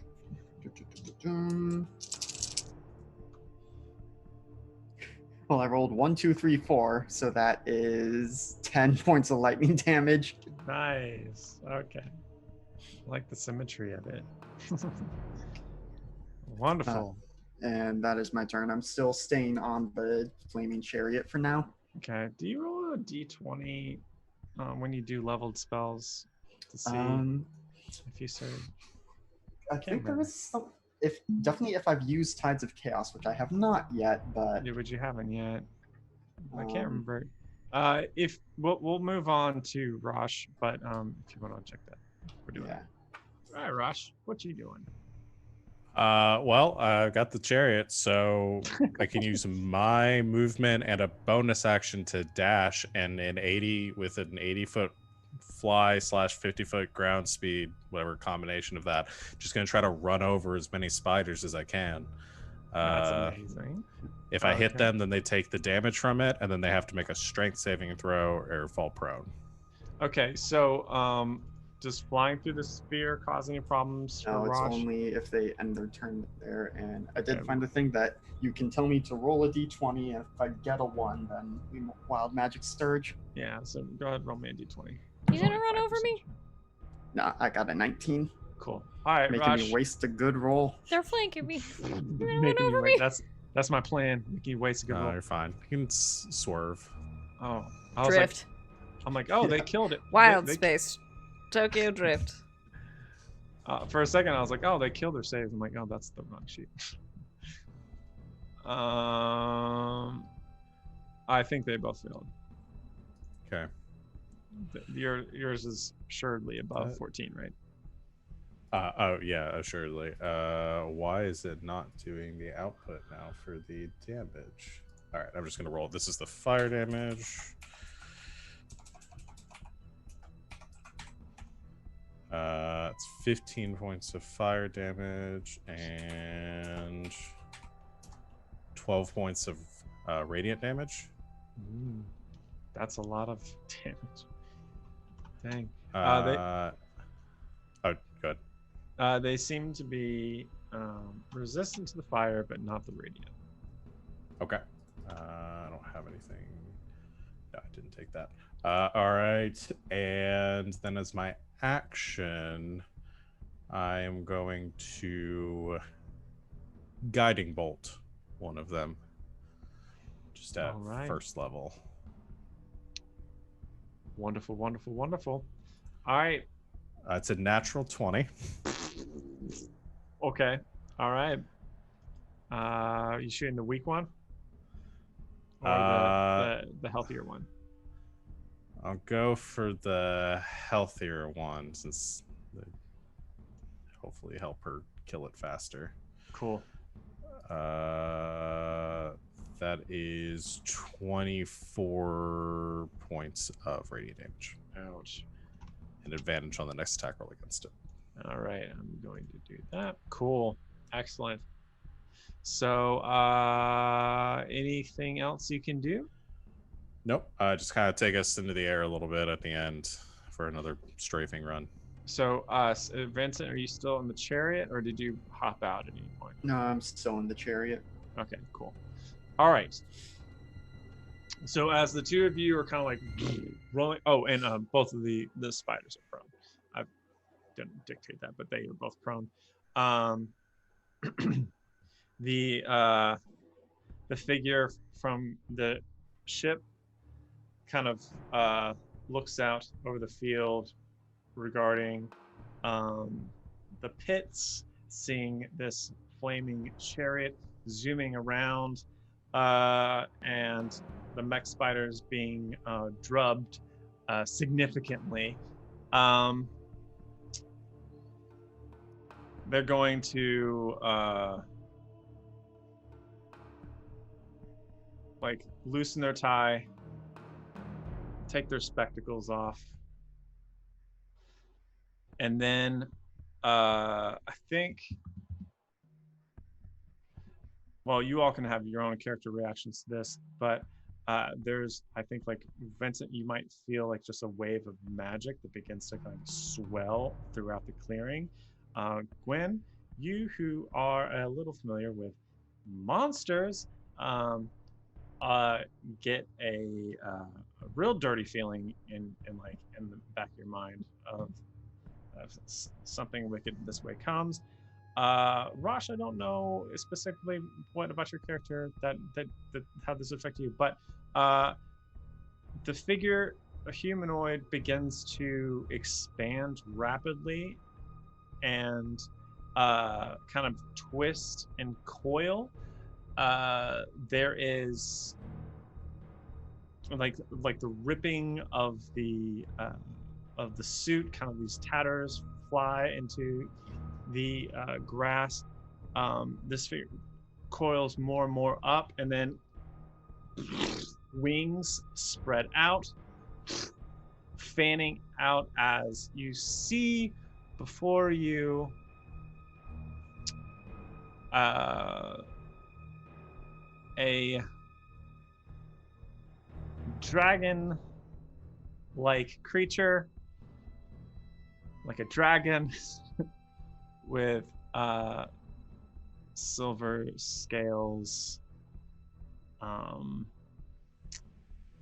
of stretch out and sprawl across the clearing. And it quickly takes flight. How fast did your chariot go?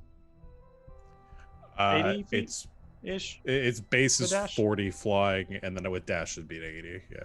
Okay. So I think you can get I'm just gonna say it's gonna focus on those of you in the air. Never mind. Gwen, you're immune from this. So those of you in the air, could you roll me a Constitution saving throw? Oh, I am good at those. Yeah. 21. 25. All right, you have both succeeded. Excellent. So you will take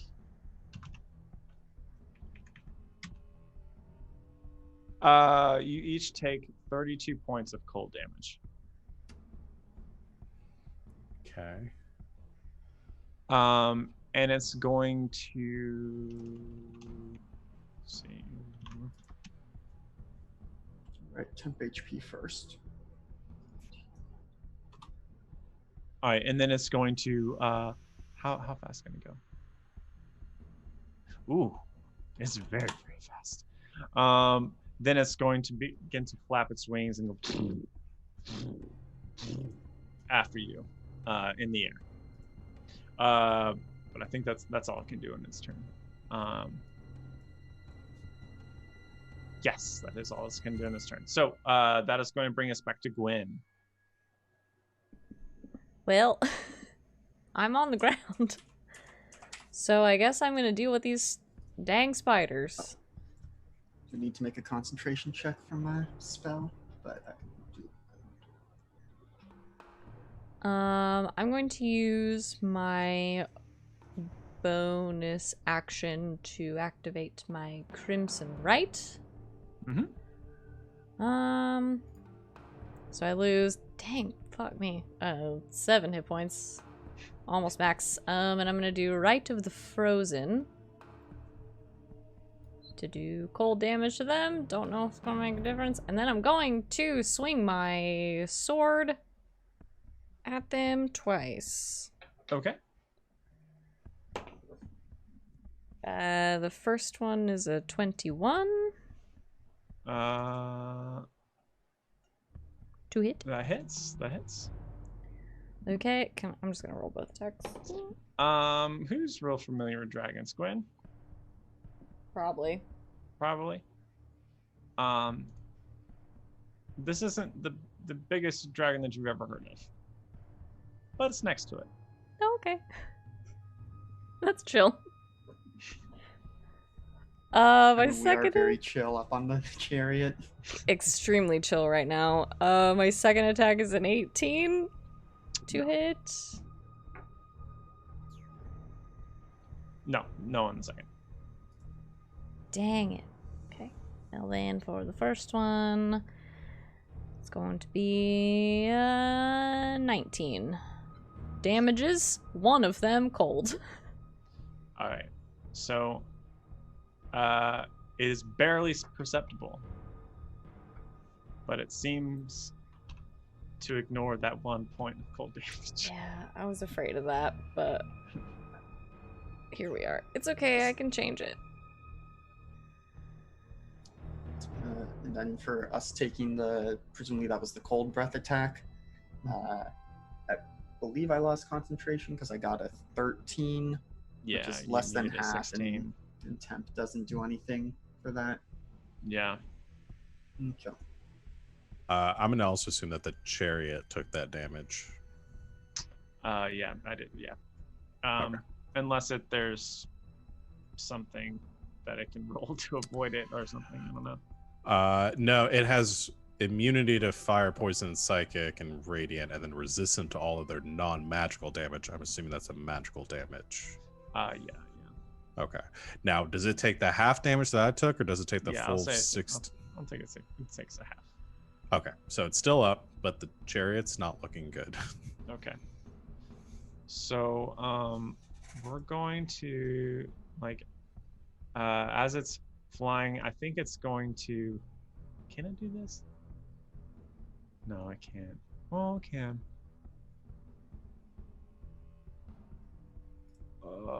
I do like this actually. I'm gonna try. All right, so it's going to do a legendary action and do a wing attack against the two of you in the chariot.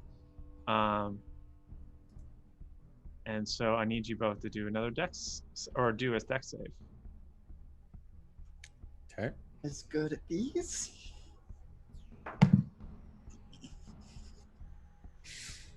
Before you tell 18? me the. Oh. Okay, that's fine. I was gonna say, well, never mind. It won't matter probably.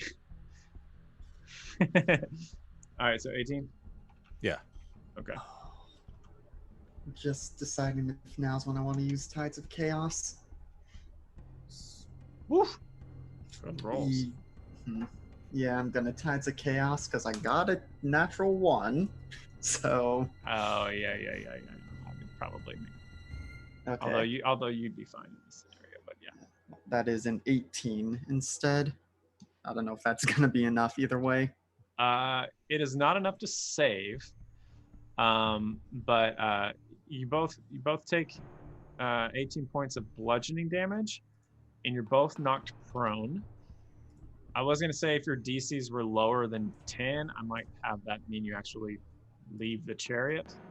But as it is, your dex saves were great enough for you to stay on the chariot, as far as I'm concerned. But with that, it's also able to move half its flying speed, which is going to do to land on the ground right next to Gwen. It doesn't know yet how much it's fucked up in doing that. I know. It's very cocky. Which is going to bring us to Vyncent. No, the Driders, sorry. The Driders. Or the Mecha Spiders. They kick themselves back up onto their feet and attack Gwen from behind as she's distracted. That's just flavor. It's not going to change the rules. Let's see. 1, 2.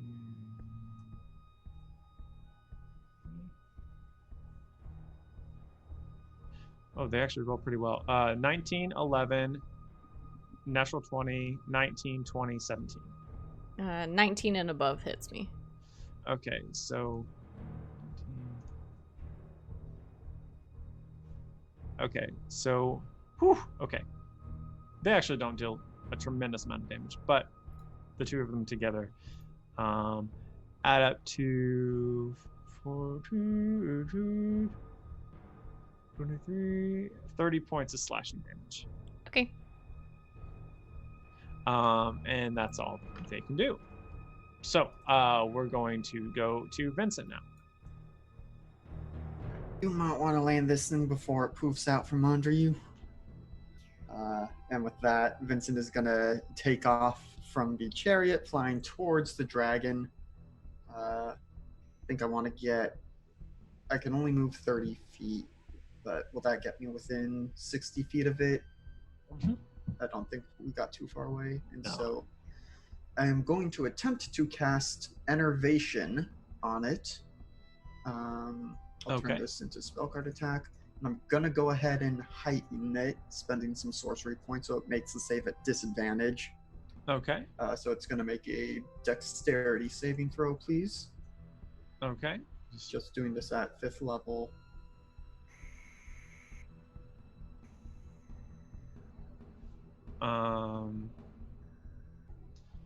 Rolls a 19.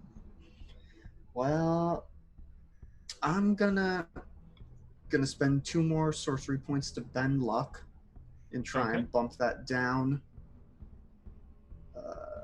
Let's see.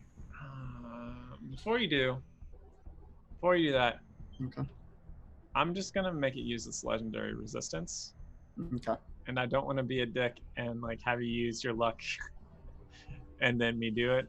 So I'm Okay. just gonna do it now, Sure. and you can hold on to that. I don't know. For some reason, that seems like kind of shitty Yeah. for me to do, but I'm just gonna say it's just gonna go ahead and burn a legendary resistance to not have this happen. I don't even know what innervation does, but I don't want It sucks health from it, but if it fails to save, the spell stays up. Okay. And I can keep doing it, but so it's going to take 10 necrotic damage, and I get half that back as health? Or do I get all of it back? I get half of that back as health. Okay. And I did just cast the spell of first level or higher with Tides of Chaos off. Okay. So up to you if we want to surge or not.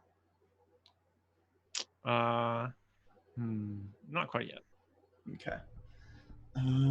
So that was my action. And because they made the save, the spell ends after that much.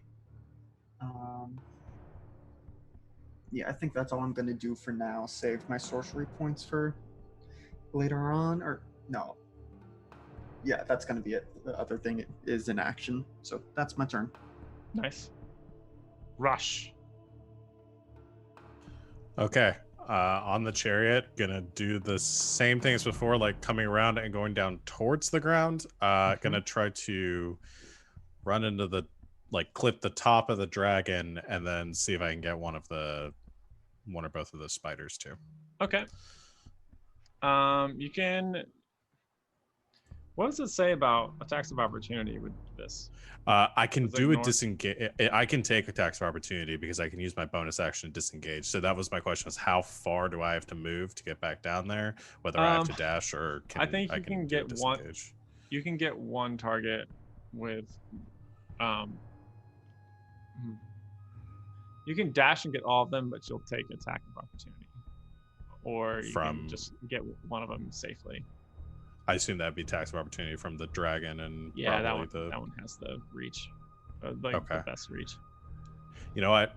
I'll just go for it and try to get all of them and take the attack of opportunity. All right. I'll use my reaction to pose disadvantage on the dragons, though, with my warding flare. All right. Awesome. So, go for it.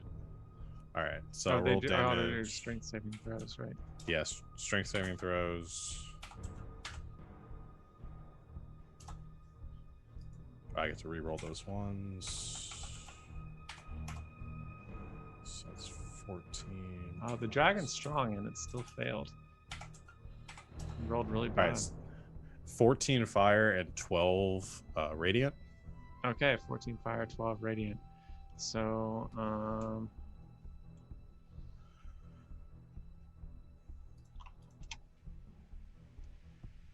nice.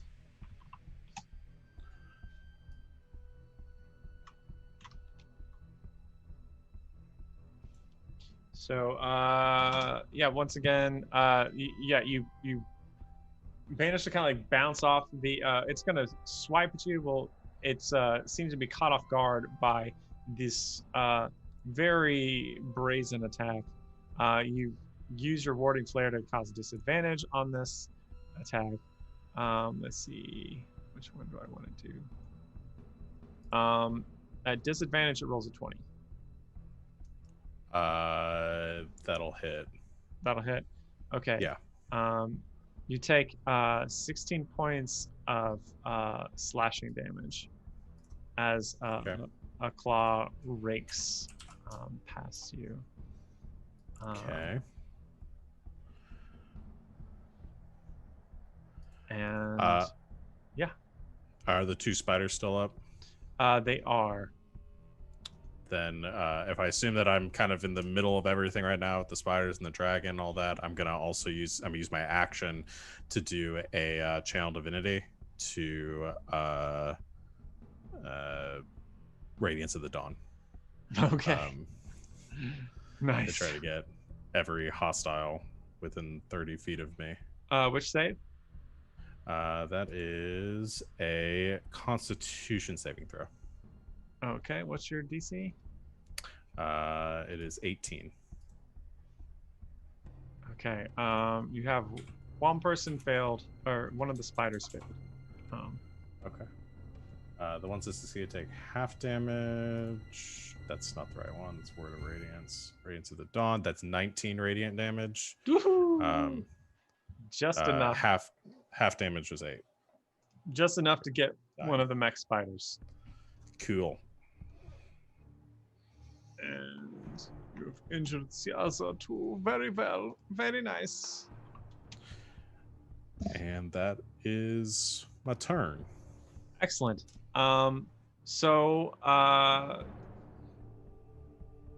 You've gone around this way through there. So right now it can kind of see. It's actually, I gotta check something. Sorry.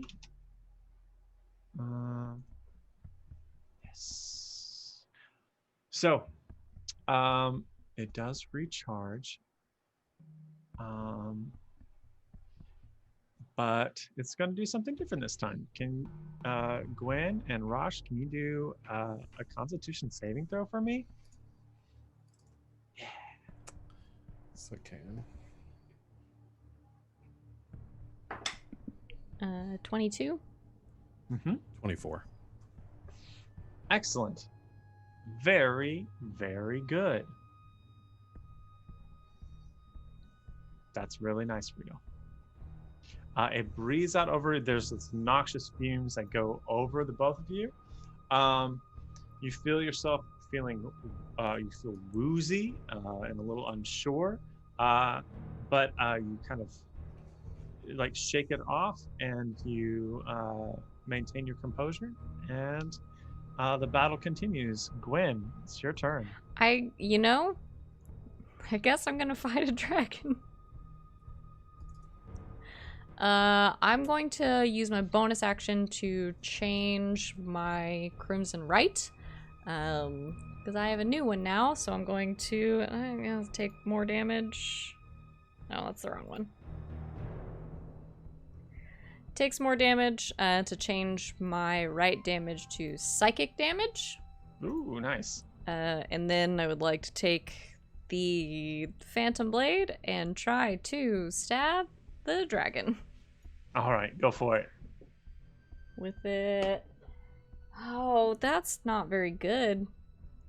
Dirty 20. That's enough. Great. I'm gonna go ahead and roll the second one. As I throw my dice onto the floor. That's why we keep extras, kids. That's a 23. Also, good. Okay, great. We're gonna do 2 of these. 2 of these. So that's 35 slashing damage.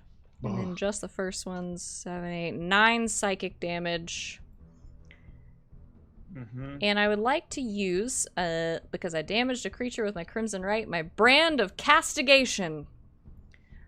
Okay. Which I've never gotten to do until right now. I sear a brand of Hemocraft magic into it when I damage it with my Crimson Right. It does a lot of things. I'll put it in the chat. I always know the direction to it. It has disadvantage on saving throws against my spells. If it does damage to me or a creature within 5 feet of me, it takes some psychic damage. It can't dash, and if it tries to teleport away, I do stuff to it. And that just happens? Yes. Okay. Requires no action. When you damage a creature with a Crimson Right feature, I can only do this once per long rest. Okay. And it feels appropriate. Right. Cool. So I brand it.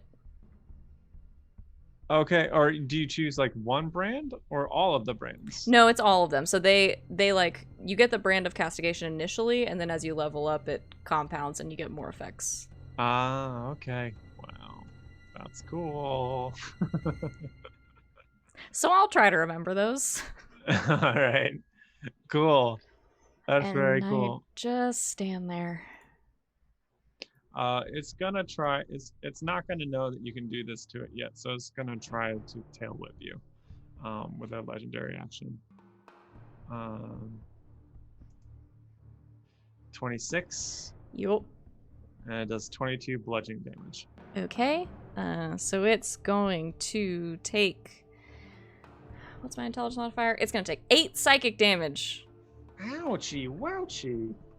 Because it hit me. Is it your double Yeah, it's twice your intelligence modifier. My intelligence modifier is +4. Oh my god. Okay, cool. All right, awesome. So that's going to be the spider turn, and the spider is gonna keep going. I'm just, if they're kind of single-minded right now, I'm just going to actually it's gonna try one more time to gunk you up. So give me a dexterity saving throw.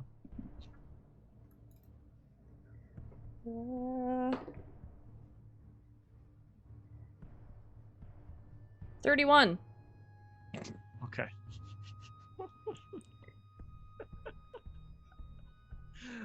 Okay. Yep, you're fine. Perfect. That's all I can do. So that's going to bring us to The numbers, they're very large. They're very large numbers. All right, cool. That's going to bring us to Vincent. Yes. So, is there any way I could catch the dragon and the last mecha spider in a 60-foot cone without hitting Gwen? Yeah. You have enough mobility with the. No, you're not going to want to get hit by this one, Gwen. So I'm going to attempt to cast Prismatic Spray at 7th level on the dragon. And yeah, see, I told you didn't want to get hit by this one. Yeah. So at the dragon and the spider. So let me roll the d8s to see which one they get targeted by. They're all going to need to make dex saving throws. Okay. Ooh. Well, real good. The dragon sucks though, but he's gonna choose. He failed, but he's gonna choose to succeed. Okay. So he's gonna get hit by an orange beam, which will be 10d6 acid damage and half as much on a successful save. And the spider is gonna get hit by a green beam for poison damage. Okay. Or half as much on a successful save. So this will be the acid on the dragon. 28, so 14.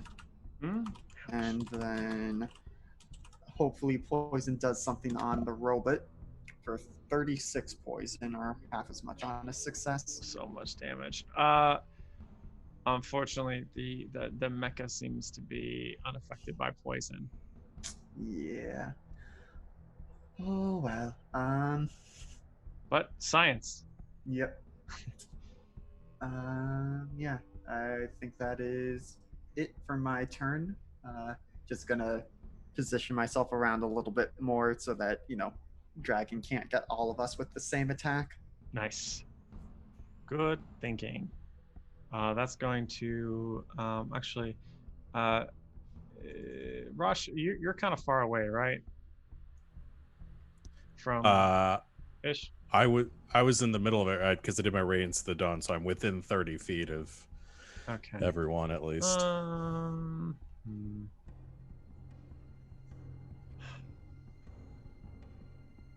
I think it's all right. So I think I was gonna try to get away from Gwen. So we're gonna do another wing attack. So I need you to do Dex saving throw. Gwen. Okay. 28. Okay. Well, this doesn't work against you. Okay. It's still gonna try to fly away from you, I think, and get into the air. So it's gonna use its half its flying speed and move away from you. You can do an attack of opportunity. I would love to do that. All right, go for it. Don't be bad. 22. That hits. Up. And it's 20 slashing and 2 psychic. Yep. Ouch. Whew. See, y'all faced a CR21 thing, and I got real worried, and like against 4 of you, and I got real worried. And this thing, I'm like, I'm gonna scoot it down just, and it's like, I'm good at one thing. Do you have Sentinel now too? D&D. I do have Sentinel now, yeah. Oh, it doesn't So move. it's Then. So yeah, it doesn't go anywhere. Talk about that. Tell them what that would do. Like stab its tail into the earth, or what? What do you do? Like, Can I get its foot? Sure. Same And do aesthetic, but just sort of Okay, like just like drive the blade down so it just stays there. Okay, perfect. Yeah, it howls in rage and fury and pain. Excellent. So that's going to bring us to Rosh. All right. Is one of the spiders is still alive? Yeah. Oh, I try to squish the spider with the cart. Okay. It still has your guiding bolt on it too. It does. Okay. You know what? I'll shoot another guiding bolt on it before I do that. Just to try. So with advantage. Mm-hmm. All right. I forgot that. It's a 21 to hit. That does hit. For 9 radiant damage. Okay. And then I squish it. The way I think the damage you did, I think you should be really close to getting it. It might have a couple of HP left. We'll see. That's 14 fire, Uh-huh. and I forgot I made those damage rolls, so it rerolls the ones for me. And 15. It literally has 15 hit points left. Precisely 15. Radiant. Yep. Yeah. So yes, you like peel your cart around the 2 flaming steeds, like yeah, and then like you slam a bolt of divine energy into the spider, just as the divine hooves of these steeds like just crunch into it and smash it into bits, and you plow right through it, and they kind of like fire trailing behind you as you push through it in a contrail of flame. Excellent. And then as my action, no, I already did the guiding bolt. Never mind. I was gonna say, what? Turn. Bonus action to dodge for the cart though, so it doesn't die. Okay. All right. That's all I Excellent. got. All right. Please, Mama, give me recharge. Please, Mama. I can't see it. God damn it. All right. Cool. So instead, it's going to I can't leave. It's got to go for Gwen. Dang it. Doesn't want to do that. Fight me. It has to. All right. So, 23, a 27, and a 15. The 15 misses. Yay. So, Just get my calculator. it's amazing that, well, it's I'm disappointed with the damage that this thing does. It does 25 points of damage. Okay. Some piercing, some slashing, as it bites and claws into you. So that's going to be its turn, which brings us to you, Gwen. Oh no, I didn't consider my bonus action. I'm going to use my bonus action to cast a spell. Mm-hmm. Although, to be fair, if it did paralyze both of you with this last breath, this would be a very different fight. It would. It'd be a very different fight. It didn't. It didn't. And it's not. And it's not. Oh no. I'm going to cast Spirit Shroud, which I've done before, and I call forth my little fire sprites around me, and they let me do extra damage. That's the point of that. Like, you can do extra damage now. Go on ahead. It is Thank you, Extra damage Ferris. as a treat. as a treat, an extra 1d8. So then I'm gonna try to stab the dragon twice All right. with the Phantom Blade.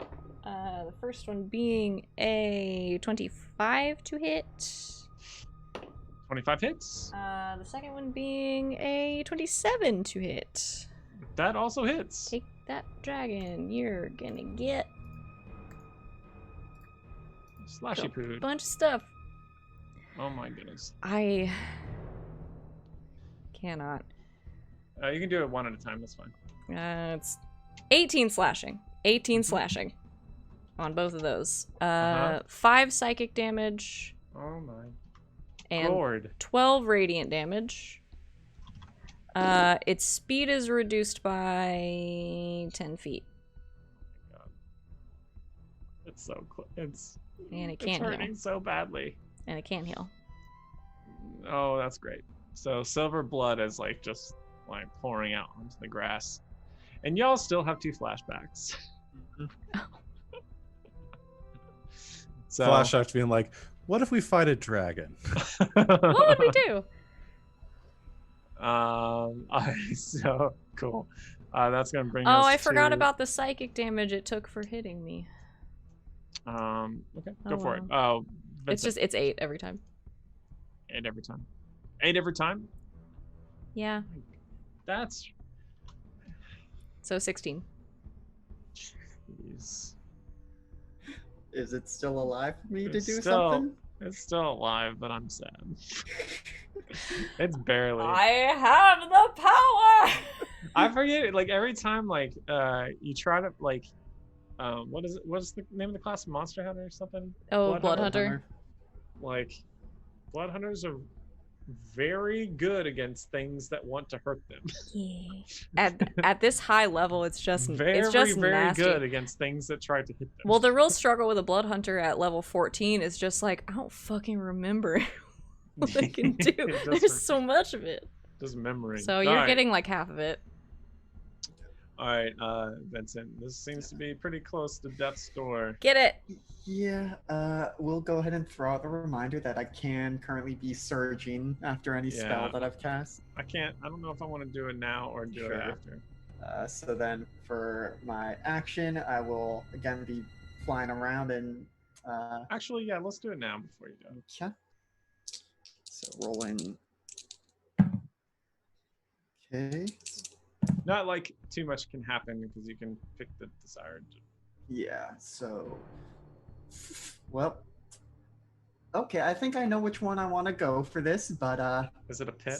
no, so I got 55 and 51. 55 is your hair falls out but grows back within 24 hours. 51 is a spectral shield hovers near you for the next minute, granting you a +2 bonus to AC and immunity to magic missile. Nice. So I think I'm gonna take the magic shield. Nice. But then for my action, I'm gonna go ahead and blast this fool with a sunbeam. So he needs to make a Constitution saving throw, please. Okay.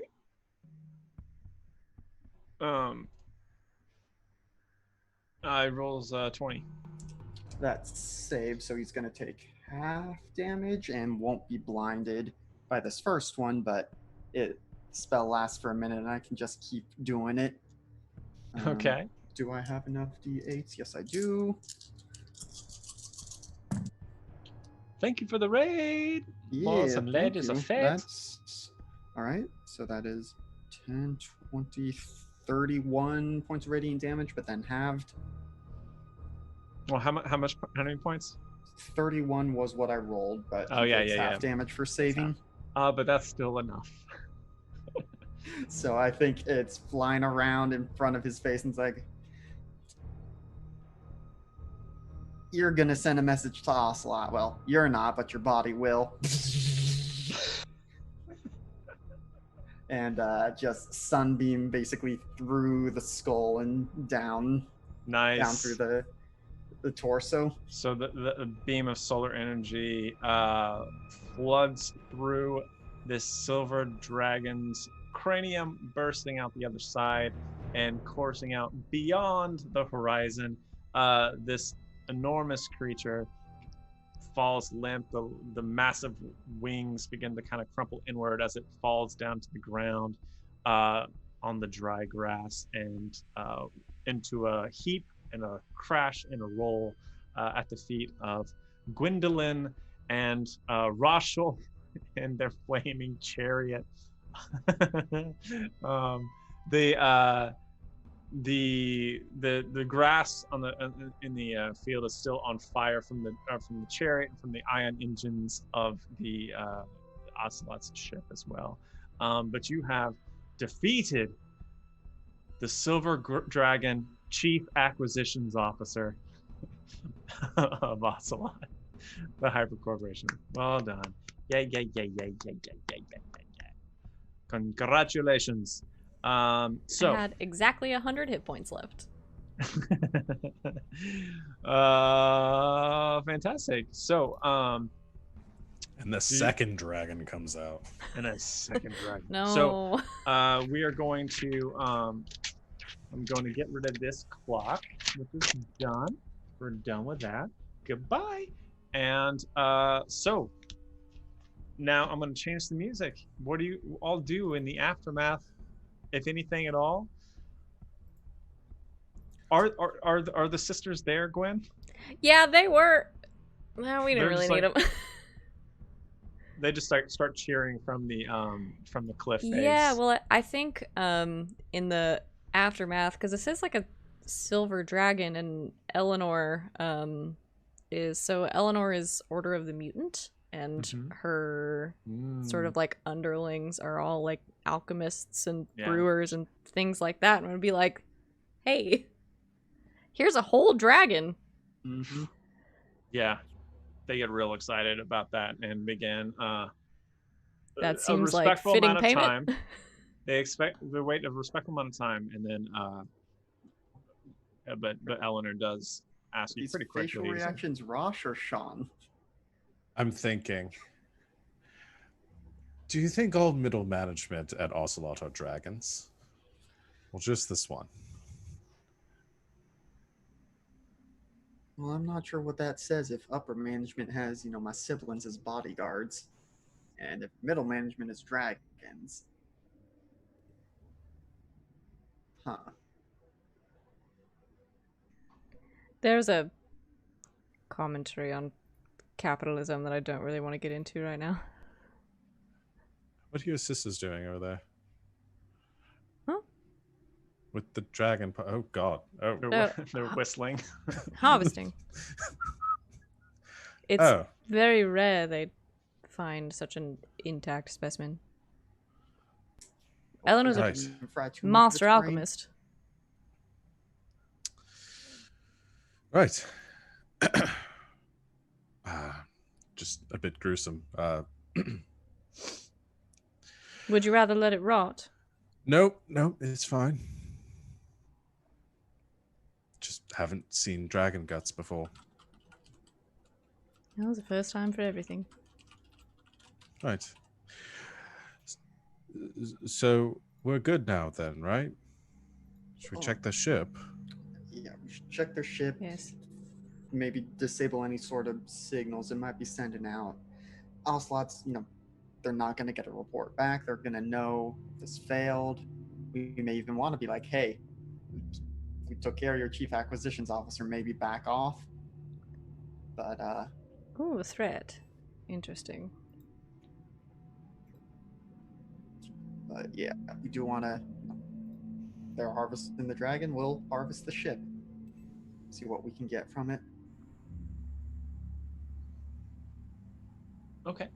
So, do you leave the ship where it is, or you try to fly it someplace else, or you just stay in the clearing and do your work from there? I think probably just leave them there. I mean, our ships are close enough already. Probably not going to have a better spot. Well, what are we going to do with it? It is a nice ship, albeit askew at the moment. I mean, they're gonna have some good tech on there, stuff we might be able to take, get rid of Ocelot tracking on it and incorporate into the Arcturus. I mean, at the very least, we might be able to get some high-level Ocelot clearance codes that we can use to spoof our signal. They're old codes, but they do check out.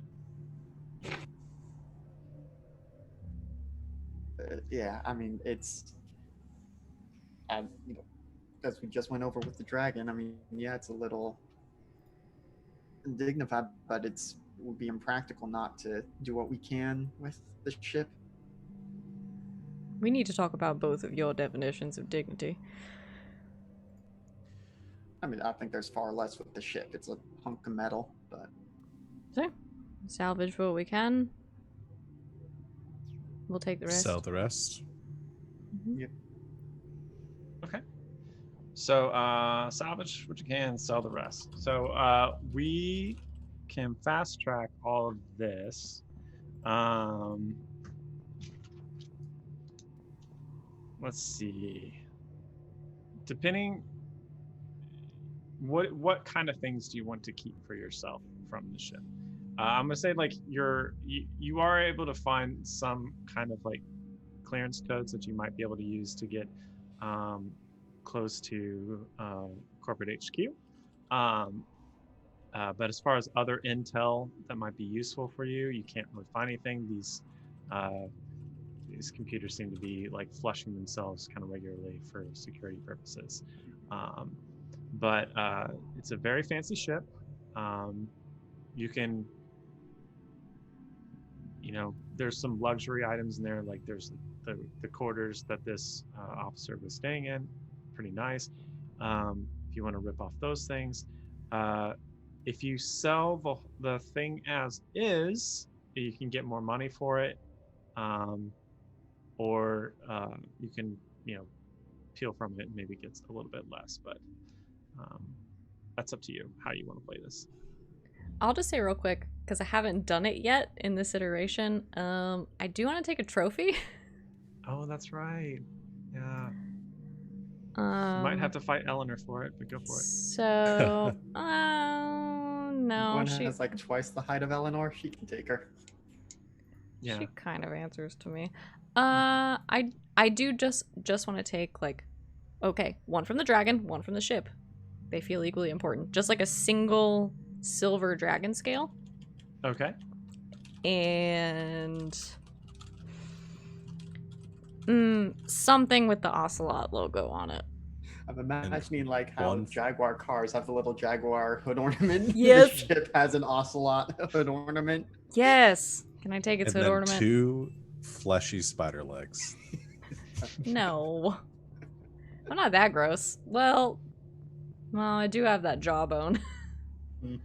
There's no flesh on that though. But yeah, something that's just like the Ocelot logo. There's also there is one there's a mug with the Ocelot logo Yes. on it. Right next to the one that says World's Best Chief Acquisition Officer. And I want that one Mondays. though.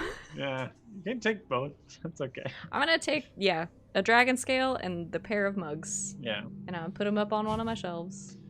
There's also another novelty mug, and it says like, "My ass is dragon today."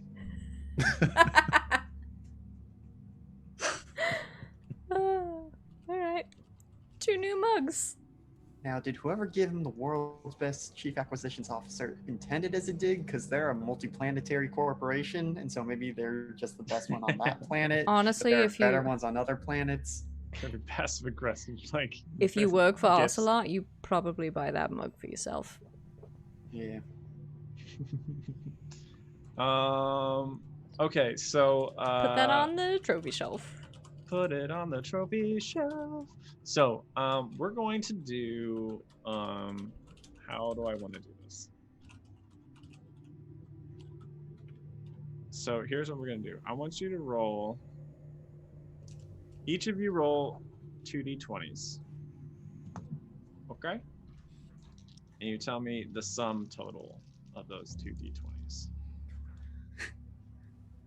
Well, I got a natural 20 and a natural 1, so 21. Okay? I'm doing math. 27. I rolled the same thing twice. 34. Okay, cool. I Nice. rolled 2 17s. I rolled 2 17s. All right. So 8 to 4. Nicely done. Okay, so you can sell the ship for 82,000 gold pieces. It's a nice ship. Mhm.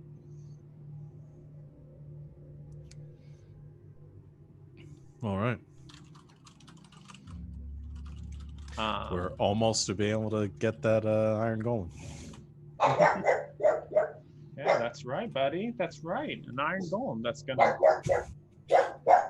I know you're upset, but the game's already broken. It's not gonna make it worse. Oh, Commander Cooper. But game balance, Dad. It's like, buddy, game balance is a thing of yesteryear. Cooper only plays 3.5. Yeah. Oh, buddy. Thank you. I know. I appreciate your purism. He's doing his best. He's doing his best. Fantastic. So this is gonna take a month. We're just gonna take a month to offload the ship, to get the engine built, to install the cloaking device, all these things. I'm gonna say, if you want to start, I kind of want you to start this Iron Golem project as well. Mhm. And I kind of, we can talk about it in chat, but maybe there's a way that you can get like, instead of waiting X amount of time to get the whole thing at once, maybe you can like get like a half version of it now, and it can build up as you can like throw more money at it, something like that. Just because I don't want, well, you know, have fun with it like the whole time instead of just like at maybe like the last couple sessions. And also will get me used to having an iron golem in the game. I don't know. Pretty soon y'all are gonna be level 20 and it's gonna be like So spend like speaking of 50,000 right now, and we can get some sort of reduced stat. yeah, iron golem. that's what I'm thinking. Does that sound cool to y'all? Yeah. Cool. Yeah. We'll do that. Maybe just like half. I probably won't mess with the stats. Probably keep the stats the same, but just do half HP and then half the damage on the attack rolls, something like that. Just to keep it simple. Sure. I am What do you curious who we. Maybe this is a question for later, but just think about who we sell the ship to, and if we go to Rosh's old bay, what's her face, Medusa? Ooh, yeah, No, you want to Your sell Uriel. That's mother. Uriel. Yep. Yeah, you want to sell it to the Pirate Queen? I remember. Bae. I'd like to play. I'd love to play that out. But not right Snake now. hair I need to get love in me. character for it. That's like, Yeah. She would get a kick out of having an Ocelot executive ship. I would get a she- kick she- out of seeing her again. Yeah, if you want to arrange that, let's. She got a perm. Let's save that. Let's save that for next time. I want to save that for next time. You found a buyer. You don't have the money yet. You found the buyer. You have to meet her at might as well go back to all our old haunts. You have to meet her at Space Florida. We're also Vincent's. We're all illicit dealings. We're all Vincent's illicit old dealings and girlfriend is illicit too. romance. Okay, So Elizabeth isn't an illicit romance, but I'm also not going to be here next session to play any of that. Anything Oh, can happen in Space rip. Florida. she's gonna be really upset about that. That's where Vincent is all session, just spending Oh, time okay. Just with hanging his out at girlfriend. Space Florida with his girlfriend. Okay. All right, that's fair. That also, yeah, that does give an inbuilt reason. Although it does kind of lock us to the planet. But I can work around that. I can make there be lots of fun things to have on the planet. So we'll do that. We'll have a jaunt in Space Florida next time. Does that sound good? And it can be a beach episode as well, however we want to do it. But let's go ahead and wrap up for tonight. I feel like this is a good place to stop. Thank you all so much for joining. Thank you for the subscribe, Pwn Donkeys. Thank you so much for that. Thank you for the raids that we've had. We've been blessed with raids tonight, and we appreciate you all hanging out with us. Once again, if you happen to catch us online next time you're on Twitch, hop on by. We got shows here almost every single night. Tomorrow night at 8 p.m. Eastern Time, we have a game of the Sprawl called Neon Souls. Definitely swing by and check that out. We'll be back with this game in 2 weeks. But until then, you can follow us on Twitter, follow us here on Twitch, you can follow us on YouTube, or you can join our Discord and chat with us about all the things. So until then, thank you all so much, and good game, everyone, and good night, Internet.